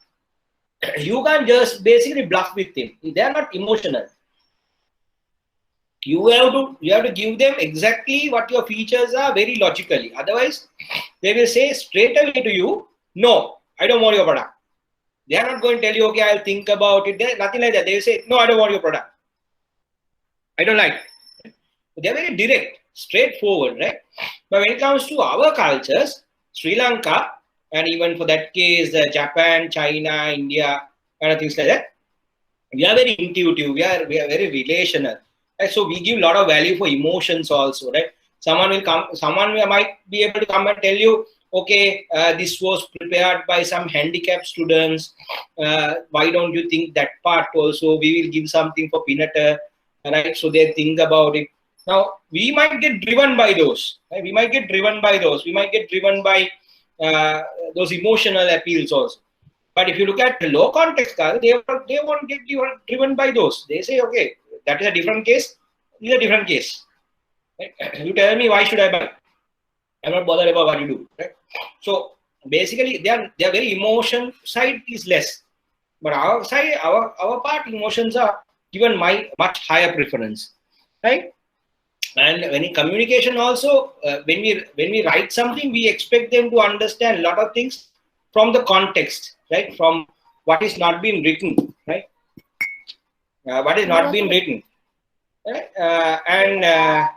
So to understand communication with one of our customers, we have to look at what he says verbal, what he writes in the written form, and also his background, his body language, his behavior pattern, his tone of voice. We have to look at all those things to understand what he exactly trying to tell you. Right? So it's all completely different for the low context cultures. Give me a second.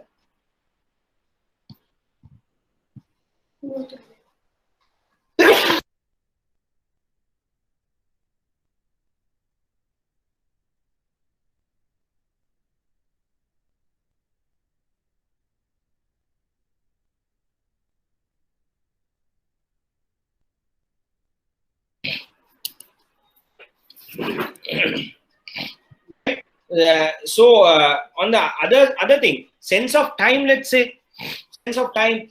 Now for us, time is not a major factor, right? We have a deep respect to the past, and when it comes to timelines, for example, meeting a deadline, being present on time, we take it very linear. We are not so concerned about it. Okay, 10:30. Okay, 10:30 කිව්වම 10:40 10:35 එතකොට 10:20 25 ඕන එකක් අපිට 10:30 තමයි. 10:30 කිව්වම අපි එහෙම තමයි. වටේ ඔක්කොම 10:30. But if you look at more low context cultures such as US, UK, Canada, Germany, if they say 10:30, it's 10:30. And if you go 10:35, they are worried. You may think, why are they worried for 5 minutes? Because they are like that. Right? So sense of time, they are very future oriented, and they consider time as very linear. Linear can 1, 2, 3, 4. So 10:30 and 10:30, 10:31 can 10:30 name for them. අපිට එවනේ අපි අයනේ අයක සර්කියුල් එක අපි 10:30 කිව්වම ඒ වටේ තියෙන ඔක්කොම 10:30 තමයි. Then if you look at the view of change, අපි ඇවිල්ලා හුඟක් the Sri Lankan culture more on to traditions. We respect traditions, we like traditional things, right? We don't like too much about change. But if you look at low context, they are very change oriented, right? So මේ වගේ තමයි යන්නේ, right?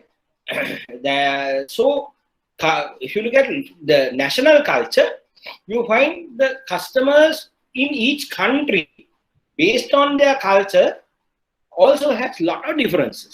That is the national level. If you come to micro level, so you find the cultures are different from city to city and area to area. Now the Colombo culture is completely different from the culture in down south, Matara, right? And the Colombo and Matara culture is completely different from the culture in Jaffna. So that is because the majority of the people are different. So that is there. Then if you go even to a micro level, you find it is people have differences in terms of the nationality and the religion also. Well, if you look at the race wise, the people who speak different languages and people who associate different religions, their thinking patterns are also different. To take a very simple example, if you look at Muslims, they may consider pork as haram. It's not good, right? But sometimes for a normal another person in a different religion, they might consider it's normal. But for a Christian, it may be normal.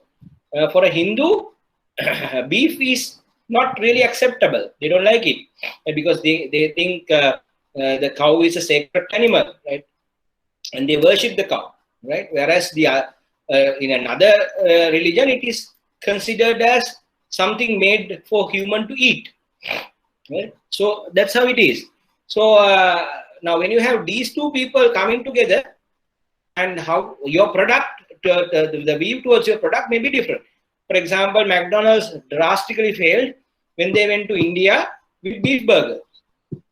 And actually, some outlets were even assaulted, right? Some people were assaulted and then they were burned, right? So then they went in a different way. Then they came up with Maharaja burger, veggie burgers, chicken burgers, and afterwards they were able to survive, right? So that's how it goes. So even the religion, but yes, and then if you can go even to a micro level, it can be the social class, it can be the family, right? So different social class have different way of thinking, right? How the top end of the society react towards certain products, and how the lower end of the society react to it is completely different. And maybe that is because of the income levels, the background and the knowledge level, exposure, so on and so forth. There are a lot of other factors, right? Then if you go to even micro level, to individual it's 11 level, o'clock. Individuals also are different based on their knowledge level. Right? Some people who have a lot of knowledge, they may say, okay, we would like to, you will find it easy to convince complex products. Or sometimes people who are tech savvy, you don't have to worry, they will adapt your mobile apps and electronic banking compared to others. But sometimes a person who has less knowledge on technology might come and shout at you and say, "Apita me technology වැඩක් නැහැ. අපිට මේක මේ කවුරුහරි මිනිස්සුත් දෙන්න මේ කතා කරගන්න." Right? So likewise, it is coming to the individual level, so they are different. So if you really look at buyers, completely different, right? Completely different. So their needs, their buying practices, buying behavior, decision making can be totally different to each other. So that is one thing that you have to remember when you go on with this lesson. The second thing you need to remember is organizations are also completely different from each other in terms of what they can do, right? So if you really look at the Bank of Ceylon, how the strength they have is completely different from the strength the HNB is having or Sampath Bank or commercial bank is having. And the Sampath Bank, commercial bank, HNB, they may be in a different cluster where with their strength to serve to a particular segment of clients.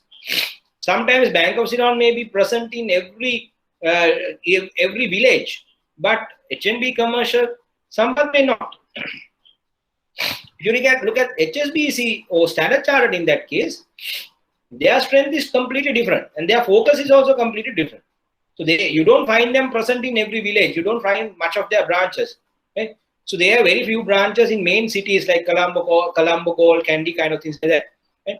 But they don't have a lot of branches because their focus is not to go on to retail level into the village level. Right? So their segment, what they approach is different and their strengths are different. Then the Sanasa Sangwadana Bank is not actually same as any other banks we just discussed, Bank of Ceylon, HSBC, or HNB Commercial Sampath. They are into a totally different crowd, right? into supporting people with medium income levels. If you look at HDFC, their purpose is completely different. They are more specialized into providing housing loans. Then if you go to LOLC, it's a finance company, completely different from banks. And their focus and approach is completely different. They have clusters where they talk about micro lending, micro credit facilities, right? And they are more into leasing, hire purchase, things like that. Right?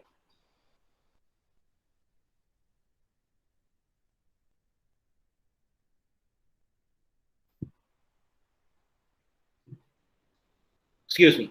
Right. So they are completely different. So if you really look at the organizations also, their strengths are different, their focus is different, what they are good at is completely different. So you find that the buyers are also different to each other, companies are also different to each other. So therefore, it's a good thing if you find a right match in order to become very successful. So if you look at how organizations approach customers, they have come up with several concepts. There are several methods, business methods. One can be one for all mass marketing, right? So they have one marketing mix that is addressing everyone in the nation, everyone in the potential market. There can be a situation the company will come up with different marketing mixes for different segments. So they identify they divide the market and then they approach different groups with different market offerings. So there can be a extreme situation on the other side at this extreme where they are approaching individual clients, not groups, but every individual with a different marketing mix, different offering. Okay? So there can be, there are three situations we can understand. First one is one for all, that is mass marketing. So you come up with one market offering and you tell everybody to accept it. That is what you have only for the entire market. Second one, you divide the market into groups and you have different marketing mixes for different groups. Third one, you look at every individual customer in your eligible and you provide them different service which you call customization. Only for me kind of service, customization, right? So one for all, many to many, only for me, mass marketing, segmentation, customization. Now if you really look at in the past, what they had is mass marketing. Right? So Henry Ford said, okay, if it is a car has to be black. So everybody will get a black car. Same car, black car. That's all. Okay. So mass marketing is there. But there are a lot of problems when it comes to mass marketing. Because what happens is everybody may not like black. Everybody may not like black. For example, I don't like black. Okay? I don't like black. Black is a good color. Has a different case. I have it in my background also. But when it comes to a car, I don't like black. I like a different color. So sometimes another person may say, okay, For me, I like white. Someone might say, okay, I like red. That's my color. Or even if you go to a girl and ask, she might say, okay, I like pink. Okay, I like yellow. You don't know. People have different likings, and actually how people look at color is also completely different from culture to culture, person to person. Some might say, okay, I like blue. Blue is my color. So when you go with one product for everybody, people might buy it because they don't have options, but they may not like it. They may not like it. So as I told you, they will buy it until they get a option. So that's what happened to Ford also. They were talking about the car that has to be black, but others came up with different colors, and the people said, okay, we don't want your car, we will go for a car that has a very color that we prefer. So when you go for mass marketing, it is cost effective, it's cheap, right? And it's easy also, but you might miss a lot of people. Now, for example, if you really look at Anchor, the Anchor can come up with their traditional Anchor milk packet, which addresses the entire family. So you can give it to mother, father, grandmother, grandfather, the young son and the small son, the young fellow, old fellow, everybody wins, right? Anchor packet. So they have only one product. So if they have only one product, what will happen is they can sell it for the families, right? But what will happen is if they don't have it, then a competitor might come up with a product where they say, okay, we have a product for pregnant mothers and kids, and that is a dedicated product. Now, if I ask you a question, then if you have a pregnant mother at your home and a kid, will you buy an Anchor packet which can be given to everybody and to the pregnant mother and the kid also? Or will you go for a customized product where they will say, this is for kids, this is for pregnant mothers? So obviously, you will select a product which will say, okay, we are for the kids, we are for pregnant mothers, and we have something different than selecting the normal Anchor packet, which is given for the entire family, like this, which can also be given to them. මේකත් දෙන්න පුළුවන්. නමුත් select කරන්නේ මොකද්ද? අර ළමයින්ට දෙන්න පුළුවන්, pregnant mother දෙන්න පුළුවන් කියලා brand කරපු එක තමයි සිලෙක්ට් කරන්නේ. So if Anchor goes on with this, they might lose this market for the competitors, right? Number two, there can be people who have different needs. For example, someone in this family, or maybe a young daughter, may be thinking about her figure. So she may have Anchor until a competitor comes out with a product and say, we have a non-fat milk and we have some ingredients which will make your figure better. So then at that time, they will cross this off and then we'll shift to the other product. So what happens is, if you don't have a variety of products and go on with the same marketing mix for everybody, you are actually opening your doors to the competitor to come up with a different product and capture your clients. And clients will also does not see something very unique in your product for them to buy it rather than a generic product, right? So that is the risk that you're going on, right? So if you really look at the other extreme, so one extreme is one for all. This is very cost effective. You can produce more and produce at a lower cost. So other extreme is only for me customization. Now only for me customization can be said as the best way to do, because then you will look at every individual customer and develop a product for them. But it is a very, very costly thing. Very, very costly thing, because you have to spend a lot of time and money, effort to understand each individual and develop products for each individual. And sometimes when you try to do that, the increase in the cost, which will ultimately reflect on the price, may not be worth for the customer to buy your product. So therefore, only for me customization may be the best, but it also has its drawbacks where you find it very difficult to go to that extreme. So you have two extremes, one for all.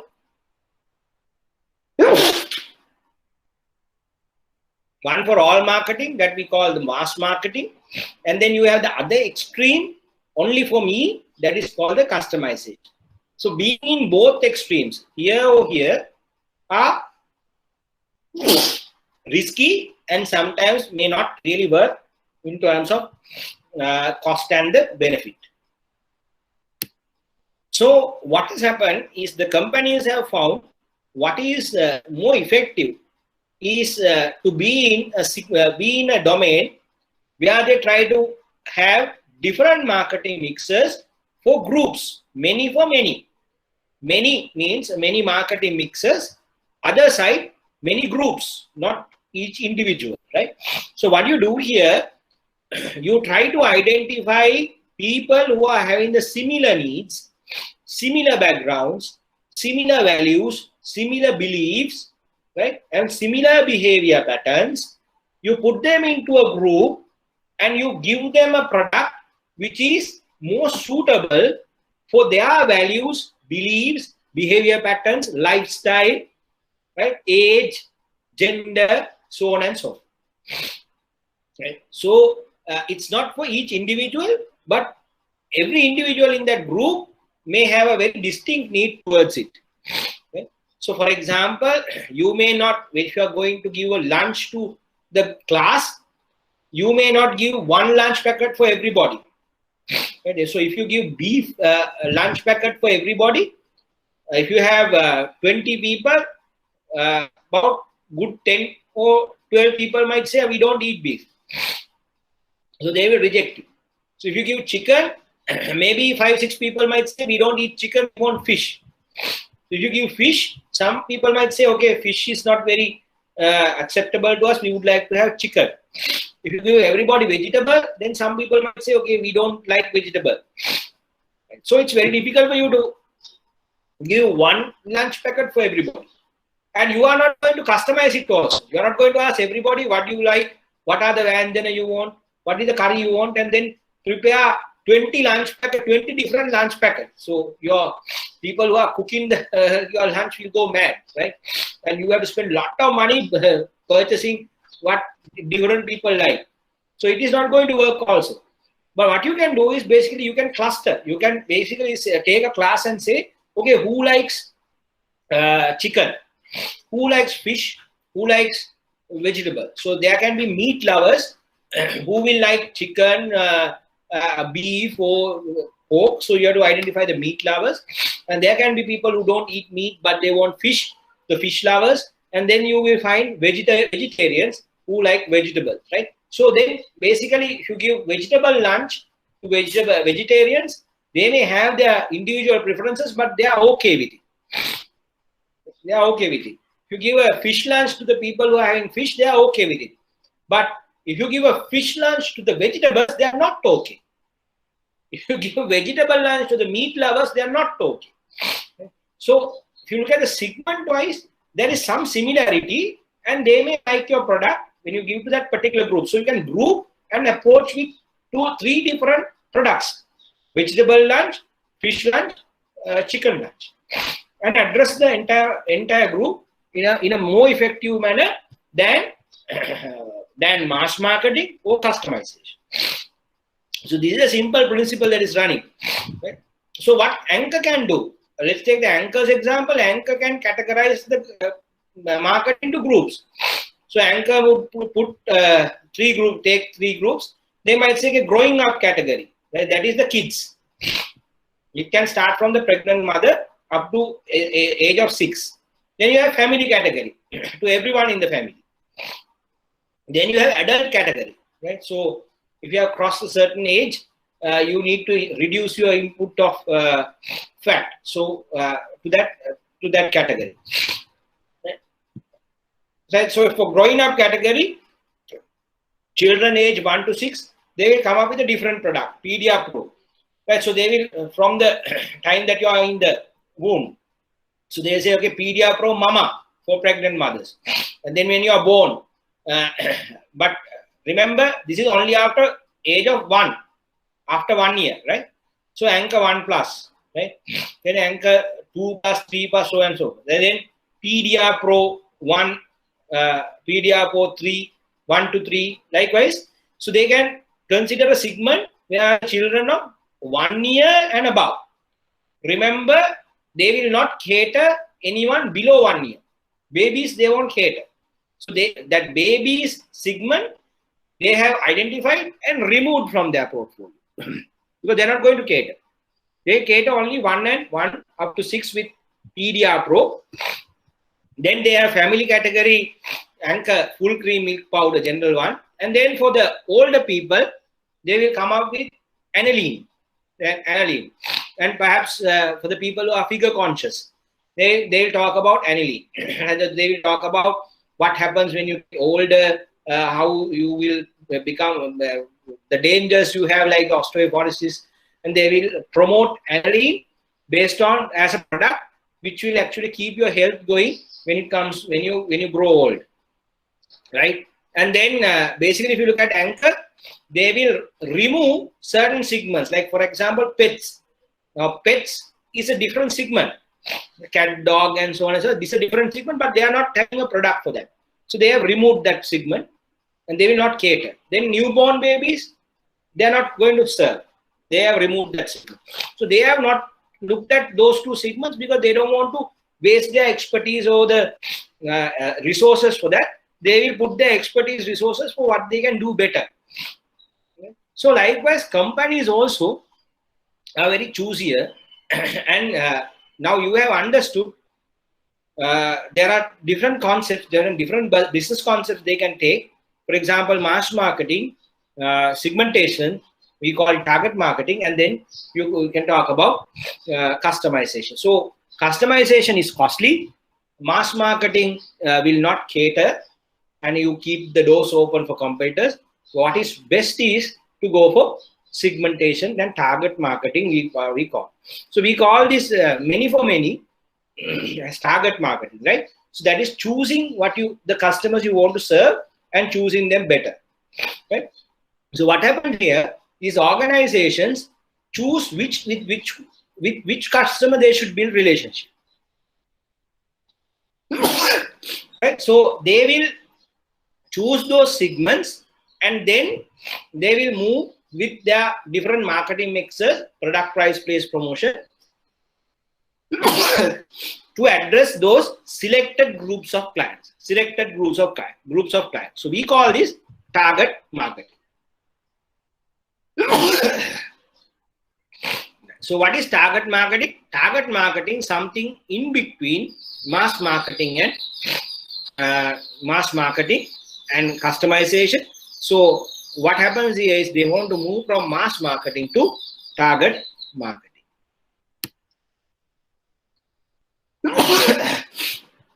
Give me a second.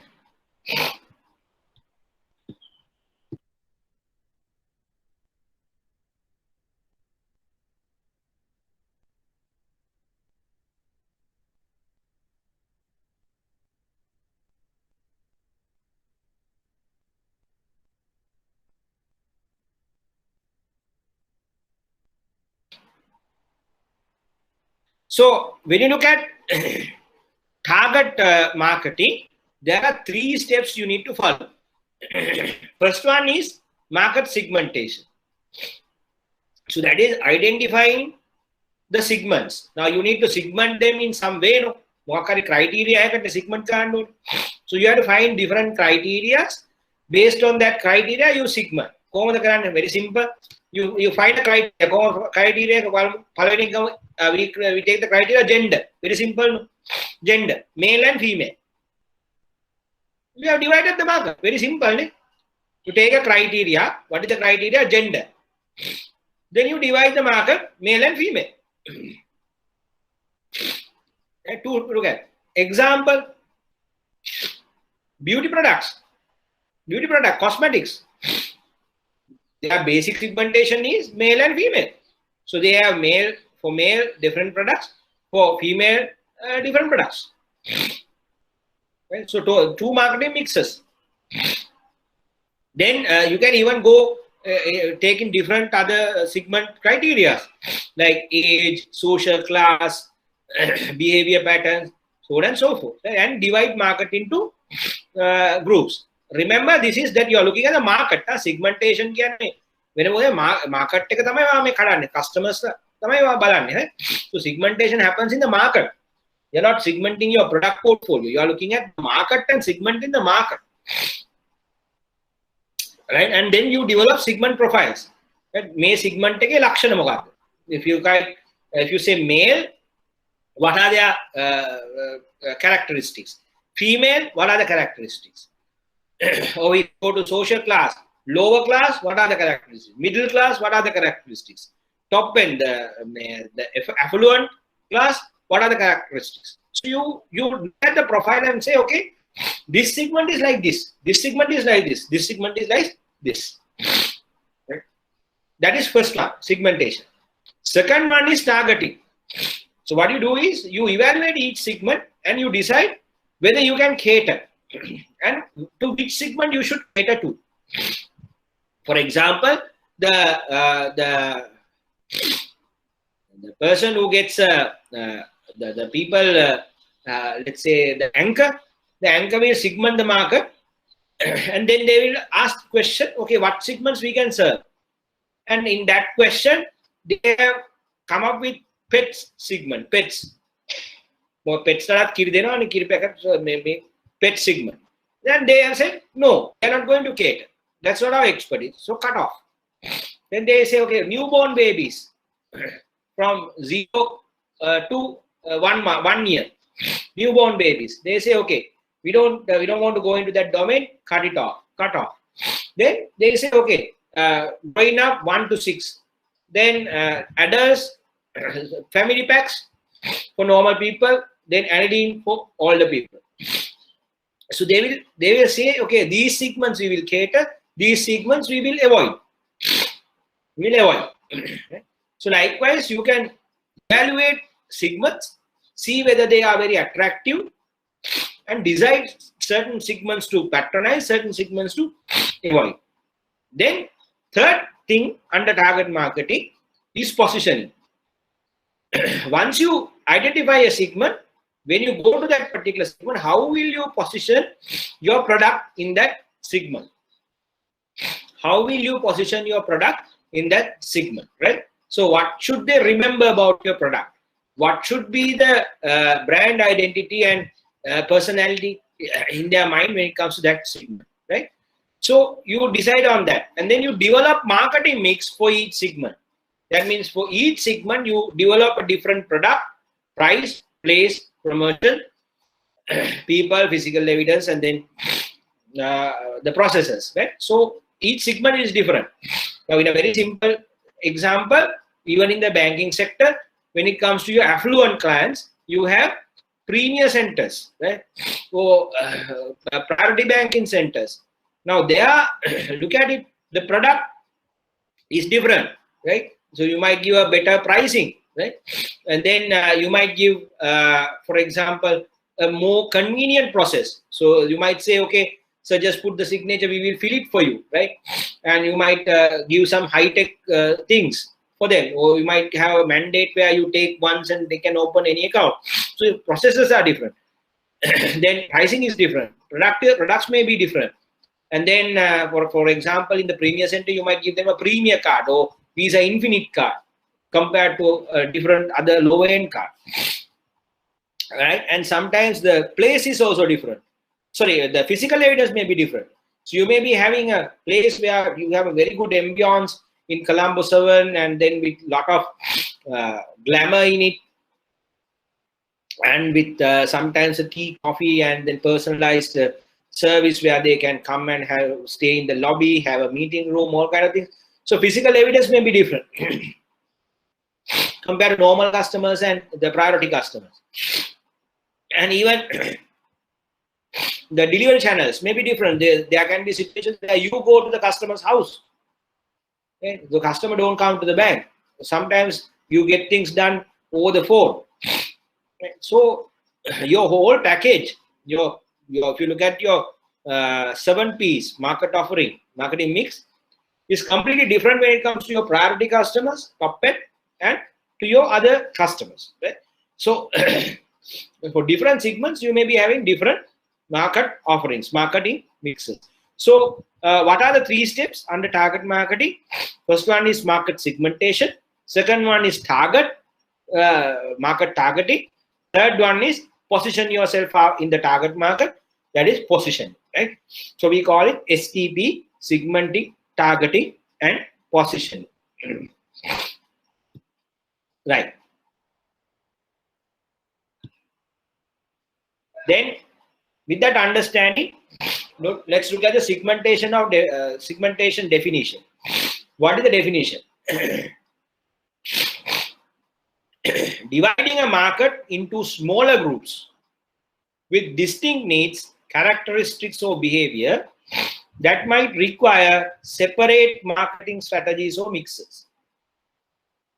So what you do here, if you look at the total market, you take the total market and you divide into smaller groups.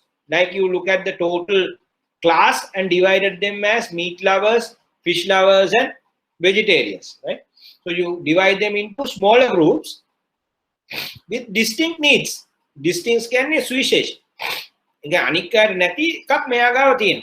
එහෙම නැත්තම් මේක බෙදන්න ඕනේ නැහැ. දැන් ඒගොල්ලෝ ගාව ලොකු වෙනසක් නැත්තම් බෙදන්න ඕනේ නැහැ. If the vegetarians say අපි fish උත් කනවා, vegetable උත් කනවා, එනදී ඔක්කොට බෙදන්න දෙයක් නැහැ. But if someone says මම මස් මාළු නැතුව කන්නේ නැහැ. මම මාළු නැතුව කන්නේ මට මාළු කෑල්ලක් ඕලෙමයි. මට මාළු කන්න බෑ, මස් කන්න බෑ, මම vegetable විතරමයි. Then you have to divide. So when there are distinct needs, association, and characteristics or behaviors. So may segmentation hadanne vidiyata. So එක segment එක, one segment is completely different from the other segment. Yeah, they are completely different. For example, teenagers are different from senior citizen segment. Right? Professional segment is different from normal savings customers. That might require separate marketing strategies or mixes. So because they are different from each other, they need completely different separate marketing strategies or mixes. So your marketing mix and this marketing strategy to children's savings account should be completely different from your marketing strategy and the marketing mix for senior citizens. It can't be one. Then you are in trouble. Okay, so you have to develop 2 strategies. You have to develop 2 marketing mixes. Otherwise, you won't cater the different needs of those 2 segments. So that is the fundamental requirement. So if there is no distinct need, make hariyata bedanda bari na. Eතකොට segmentation කරලා වැඩක් නැහැ. You can go with the same market of and capitalize on everybody. Right? So remember, very simple definition, dividing a market into smaller groups with distinct needs, characteristics, or behavior that might require separate marketing strategies or mixes. Separate marketing strategies or mixes. It's 11:30. Right. Now, there are various segmentation variables. The segment currently you are dividing. So divide how? Divide based on what? It's important. So we have to understand. We have to have some criteria. Bedana criteria, right? Based on what you are dividing, right? So these are called segment bases or variables, right? So it can be geographical segmentation, demography, occasion, benefit, behavior, psychographic, so on and so forth. So let's discuss those and see how we can divide consumers into different segments. Now, first one is demographic segmentation. So if you take the first one, you think of like segmenting clients based on demographic variables. Right? So you basically group them based on age, gender, family size, family life cycle, income, occupation, education, religion, race, nationality, etc. Right? So this is the most popular one.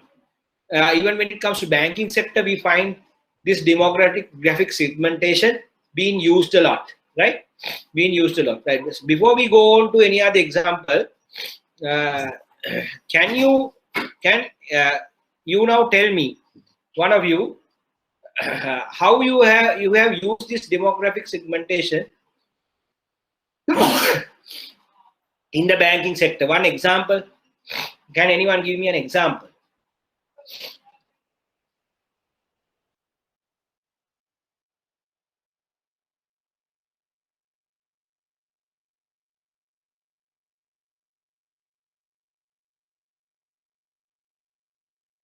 Chaminda, any example related to demographic segmentation in the banking sector?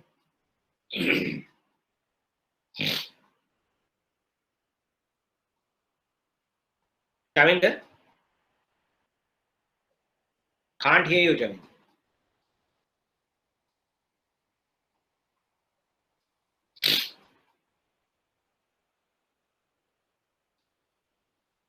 Maybe he's having a problem. Okay, Dilusha, can you give us an example about demographic segmentation? Yeah. Demography, since we have overseas branches in Bank of Ceylon, one in UK, Maldives, and Seychelles. So based on that, we have separate types of card facilities for those customers. Like in Maldives, there are a lot of Sri Lankans there. So for them, we have a separate card scheme, and in UK, we have separate card scheme. So that is the major demographic segmentation that we follow. And within Sri Lanka, we divide the market mainly by their occupation. We have a professional card scheme for professionals like lawyers, engineers, lecturers, and other consultants. And for doctors, we have a special card named GMOA card. So likewise, we divide our market segmentation. So do you have a different offer for each segment, market offer? Yeah, we have different market offers. Likewise, I said earlier, the main demographic segmentation is done by country-wise. For those credit cards, we have different offers, and within Sri Lanka, there are certain things purchased only by doctors, like medicine. For certain bulk purchases, we give discounts for those cards. Okay, thank you, Dilusha. Someone from the branch banking, Ruchika.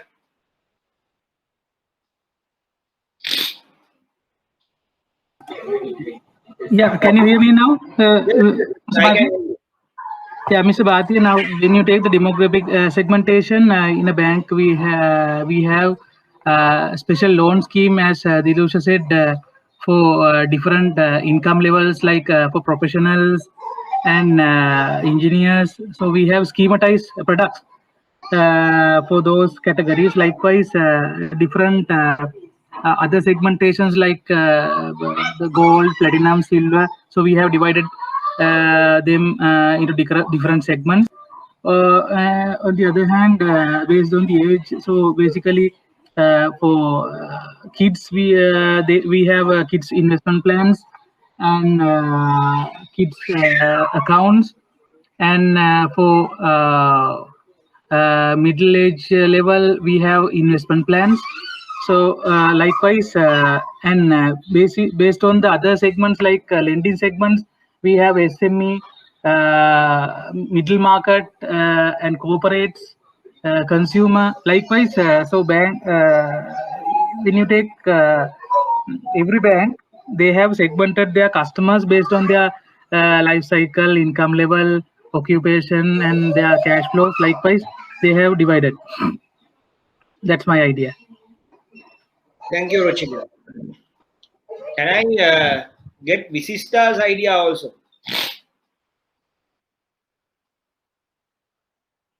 Visista?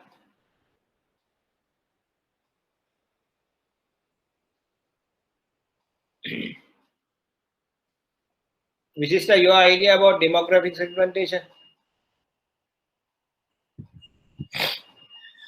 Okay, Vishishta seems to be busy. Okay. So if you look at the banking sector, you find this is being used very much in the sector. For example, age. You have minor savings account, teenagers, and then for senior citizens, you have accounts. Then if you really look at gender factor, some of you have ladies accounts. So that's a very simple demographic segmentation, right?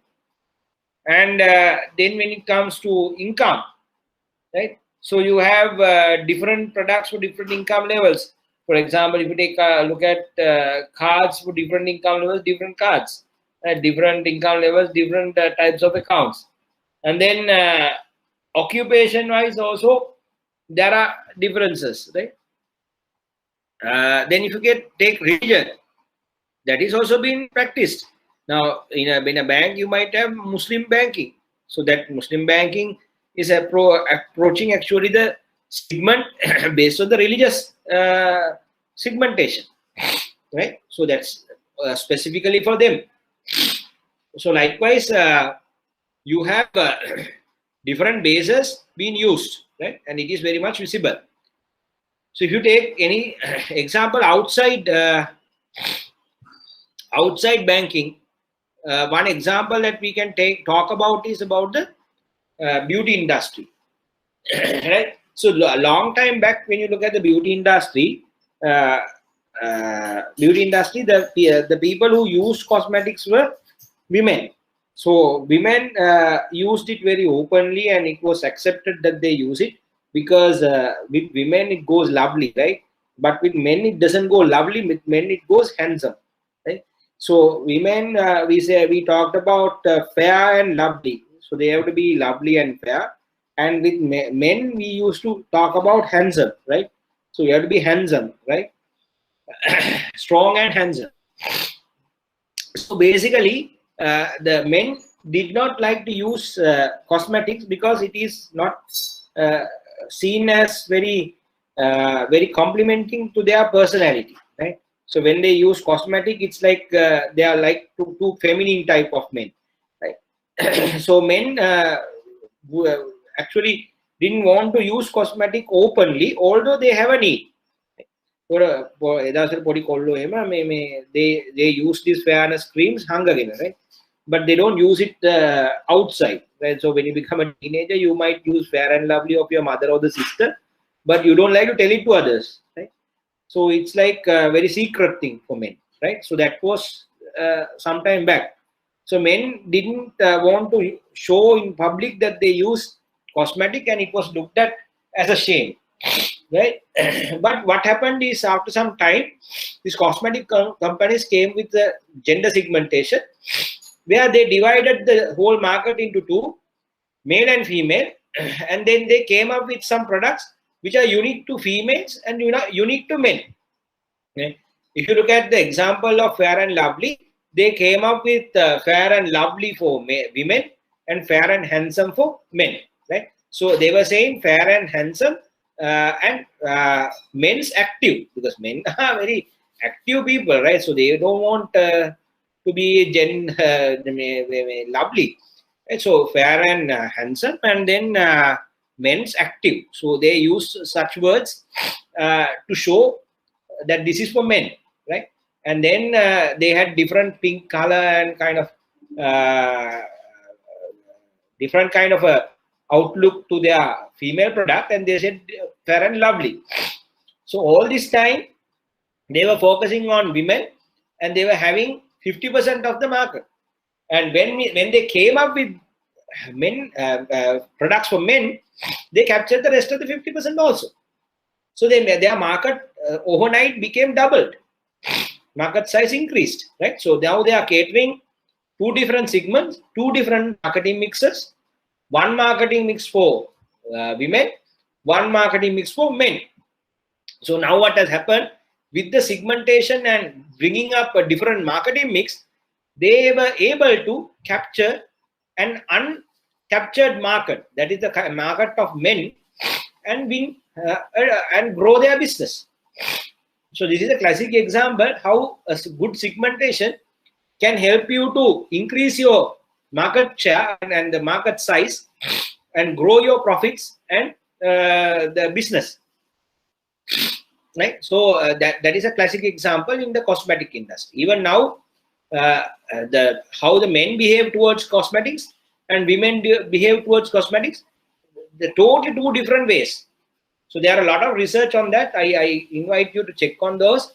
So therefore, even the international cosmetic companies, they come up with totally two different products, two different marketing mixes to address men and women, right? So men use it for different purposes, women use it for different purposes, and it's completely different communication campaigns, right?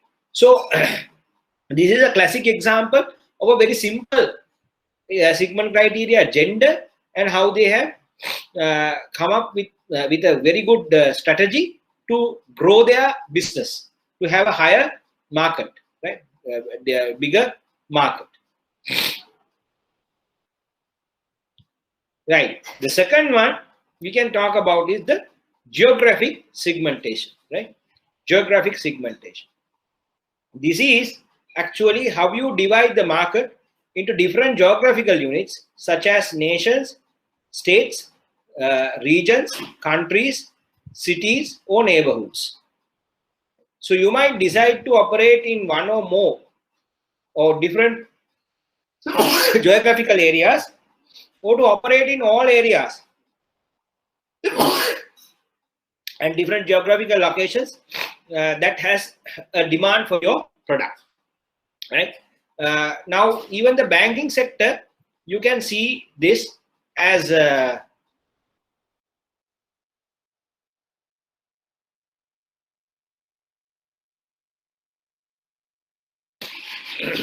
delusion described very now. When it comes to banking, now they are expanding beyond borders, right? So even commercial bank has a very good operation in Bangladesh, and even if you look at Bank of Ceylon, now they have operation in UK, Maldives, and few other countries.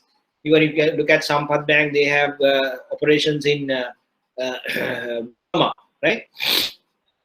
So likewise, there are different banks. Like for example, if you take HSBC, they have operations in so many other countries, right? Citibank, Standard Chartered, so many countries they are present. So they are present in different geographies, and you go to different geographies, how you do business is completely different. Right? So how you do business in UK and how you do business in Maldives are completely different to how you do business in Sri Lanka. So basically, when you go to these countries, you have to go with different marketing mixes. You cannot go with the same marketing mix, same product, price, place, promotion, people, processes, physical evidence. You can't go like that. You have to go with some marketing mixes which will be valued by that particular people in that particular geographic area. Right? So when you go to Maldives, the product offer that you take to Maldives should be completely different compared to what you take to UK. Right? So therefore, remember, geographic segmentation is also possible, and when it comes to multinational organization, this is very much visible. And even the banking sector, the banks that have crossed the boundaries will have this segmentation, and for each segment they will be working with different marketing mixes, because in different geographies you find different markets, right? So one classic example we can talk about is how McDonald's have approached different geographies. So if you look at McDonald's, they sell burgers aimed at local markets when they go into a different geographic area. Now, when they go to India, they face a lot of issues because they went with beef burger, and they were actually rejected big time, and they incurred huge losses. So after that, they came up with a different product. They came with more lamb and beef instead of more lamb and beef products, which creates religious issues. They came up with products like vegetable-based Maharaja burger, and then chicken burgers, right? Which actually captured the market, and they actually reduced and removed certain products in terms of which actually fights with their religious and cultural values. So when they go to Mexico, they have chili sauce. In Japan, they have teriyaki burger. So based on the area, based on the country that they have got, they have differentiated how they offer. Now, even if you look at cosmetics, how you market it is also different. Now, if you go to US cosmetic is associated more to the sex appeal. So they look at cosmetics as a product where they have to use a lot in order to attract the other gender, right? So if you go to US, they use a lot of cosmetics, and they consider becoming sexy and then attracting other gender is very important, and that should be there in a cosmetic. If you go to Germany, it's completely different. Germany, they are looking at cosmetics for the well-being, the wellness of the skin. So what they are not bothered about the sex appeal or the attracting other gender or using too much cosmetics to have a different image in the society. So that they are not worried about that. They are worried about how to keep the health and the glow of their skin. So their main focus is the wellness focus. So when you do advertising in US to market your cosmetic, your appeal should be something different. When you do business with Germany, your appeal is wellness. You talk more about how this particular product can help you to have a better skin and better health, right? In US, you talk to them as to how you can appear better, how you can attract other people, how you can become more sexy. That is, you talk in the US. But when it comes to Germany, it's different. Right? So this is how it goes. Right? And in different geographic areas, totally different. So because the different geographic areas have different conditions, and at the same time, they also have different different cultures, different cultures, right? And for example, fairness is emphasized in cosmetics when it comes to countries like Sri Lanka, India. But fairness is not a factor for you to emphasize when you go to foreign countries like UK, US, because they are anyway fair, right? So you can't capitalize on the fact fairness. So you may have to capitalize on something else like wellness or glow, right? So it can't be the same thing. So likewise, different market segments, different things. If you go to Middle East, you may have to go with Islamic banking. You may not be able to go with traditional banking and appeal and win them. Right? So you may have to go with Islamic banking. But for the US, it may be completely different.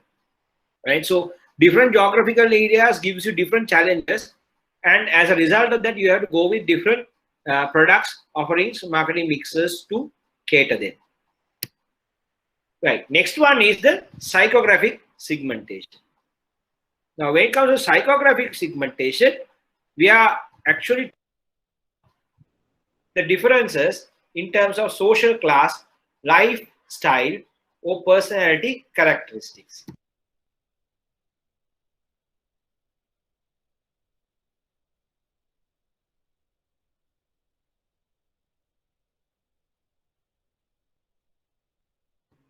Now, this is a little bit of a advanced psychology-based segmentation.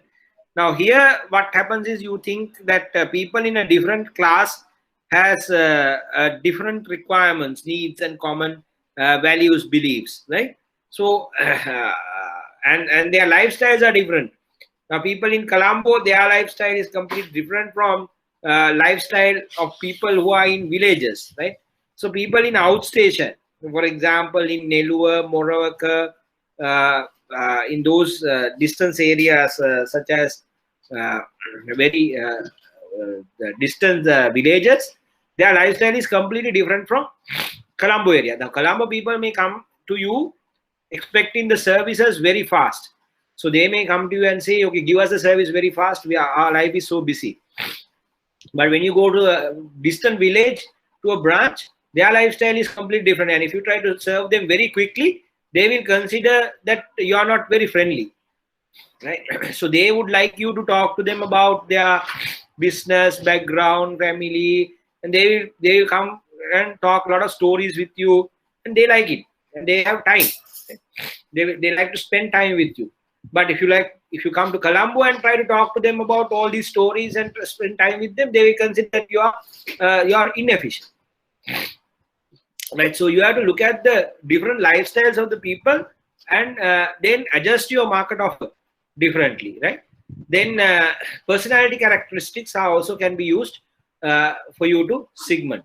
So one of the use of this base can be found in credit cards, where the credit cards are basically segmented based on the social class.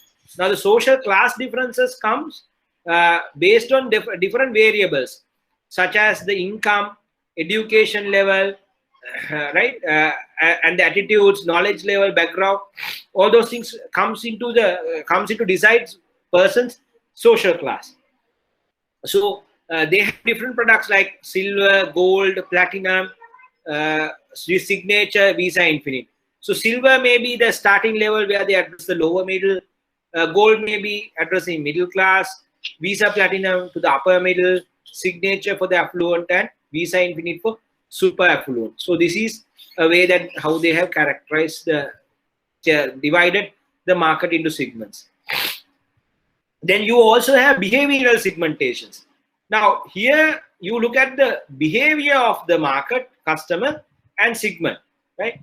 So the buyers are divided into groups on the basis of their knowledge, attitude, users, or response to a product. So many marketers believe that this behavior variables can actually divide market, such as the occasion they use the product, benefits that they sought, user status, whether there is a frequent user or not, usage rate, loyalty status, right? Based on those, they divide the market. One of the examples is that how they go into give these offers related to air miles. So they have programs for frequent flyers and the people who don't fly too much, right? And high spenders are given gold cards, and the low spenders are given classic cards. So high spenders are put onto Club Vision, and Club Vision also you have subsegments, and generally others are into other general criteria. Or even if you look at a university, they might have full-time students based on how they want to study. For full-time students, they may have courses. So part-time working students, they may have different courses. And for distance learning, they may be having different e-learning courses. So they can divide different segments and approach with different products. Now remember, e-learning is completely a different sphere where they use different techniques to approach the online education. Right. So what we just discussed are some bases of segmentation, right? So we discussed basically demographic segmentation, geographic segmentation, psychographic segmentation, behavioral segmentation, right? So you can take variables out of it and then segment the market as you want and develop different marketing mixes. Okay, what are the benefits of market segmentation? Now, I've just given you a lot of insights, so I would like to, before I summarize the benefits of market segmentation, I would like to hear it from you based on what you have just learned and your experience. What do you think are the benefits? So, Chaminda, are you okay with your mic now? Chaminda? Yes, Chaminda may be having a problem. Right. Rajakaruna? Tilakaratna? Yes, Mr. Vadi. Hi, Tilakaratna. Based on what we have just discussed and your experience, before we summarize, can you brief us what you feel the benefits of market segmentation? Yeah, actually, that is what we discussed earlier today, the morning session. So it is very, very important for this segmentation according to the banking concept as well. So, so that is according to what we discussed about demographical and geographical, psychological, and behavioral the segmentation. So each group, I mean, that is each segment, will have more benefit because according to me, introduce all the benefits and the things like according to their requirements. So then they'll be getting more benefited actually other than the normal the scenario. So if we take as example about like what you call about this especially on the card segments, right? So card segments according to their the social income levels. I mean that is according to the income level from the beginners. Sometimes they are giving because sometimes they are getting the very I mean enjoying some kind of like the credit limit up to 50,000 maybe. When someone who is earning more than 50,000, 150,000 salary, so they might be getting the benefits and the things above that limit. I mean that is in between 50 to 150,000 by offering the current accounts with the free check leaves or something like that. So in above that, I mean, that is what we discussed about affluent, the segment. So we are giving all the things, the fee of charge, something like that. So that is according to the segmentations, every segment is getting more benefits. Yeah. Right. That's good. Thank you. So I would like to hear from Rangana. Rangana, with your experience, how you would value segmentation, what we just discussed? What are the benefits you think that we have if we segment properly? Hello, can you hear me? Yes, Rangana, we can hear you. Yeah. Segmentation actually, with the segmentation, we can have a more focused type of marketing on our products, and in certain segmentation efforts, sometimes we may be able to grab opportunities which were not available through our normal marketing driver. One example is like when it comes to credit cards, there are cards with affinity cards which are given in collaboration with schools, all boys association as such. So in those instances, we can grab opportunities. We can onboard new customers to our card base who have never come to our banks, but solely because of this segmentation of our card base, we will be able to create a new opportunity or new set of customers to our banks, and it is overall when we have a focused marketing through segmentation, sometimes it may have cost benefits rather than addressing the public as a whole. When we divide it into small groups and directly get in touch with them, there may be cost benefits as well as new opportunities which will come in our way. That's my view. Right. Thank you, Rangana. So thank you for sharing your experience. So let me summarize the benefits. First one is customer analysis. Now, when you segment markets and put it into groups, it will be very easy for you to analyze different customer segments rather than trying to analyze the entire market at once.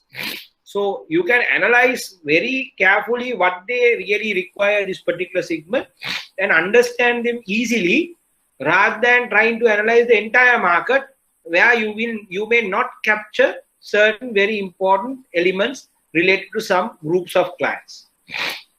Second one is that when you segment the market, you can clearly understand your competition because you can find out what are the competition coming in for each segment rather than the entire market.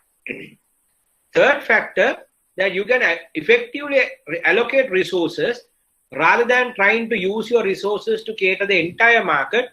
You can select more attractive segments and allocate your resources to those to get the higher return. Fourth factor is strategic marketing planning. When you want to develop your strategies and strategic tactical strategies and long-term strategies, you can tailor-made your strategies more effectively to segments, identified segments, rather than thinking about the entire market as a whole. Final factor is about expanding the market. You can segment and identify certain segments with different needs and come up with products in order to attract them to accept your products, like what the cosmetic industry has done by dividing market into male and female and coming up with different products, so that they have captured now both male and female, whereas earlier they were only focusing on female market. Right? So we can summarize it in this way. What we will do is next week, next class, we will try to go on further with targeting and positioning. But I'm going to stop now because I'm not really well. So I will stop it now and I will share this presentation with you, and we will catch up next week. Okay? So sorry, I have to stop a little early because I'm not feeling well. So we will have a discussion. I'm finishing half an hour before. We'll have a discussion next week about this particular topic further, moving on to the other areas, targeting and positioning. Okay, so thank you for being a lovely class. So we'll meet up next week at 8:30. Thank you.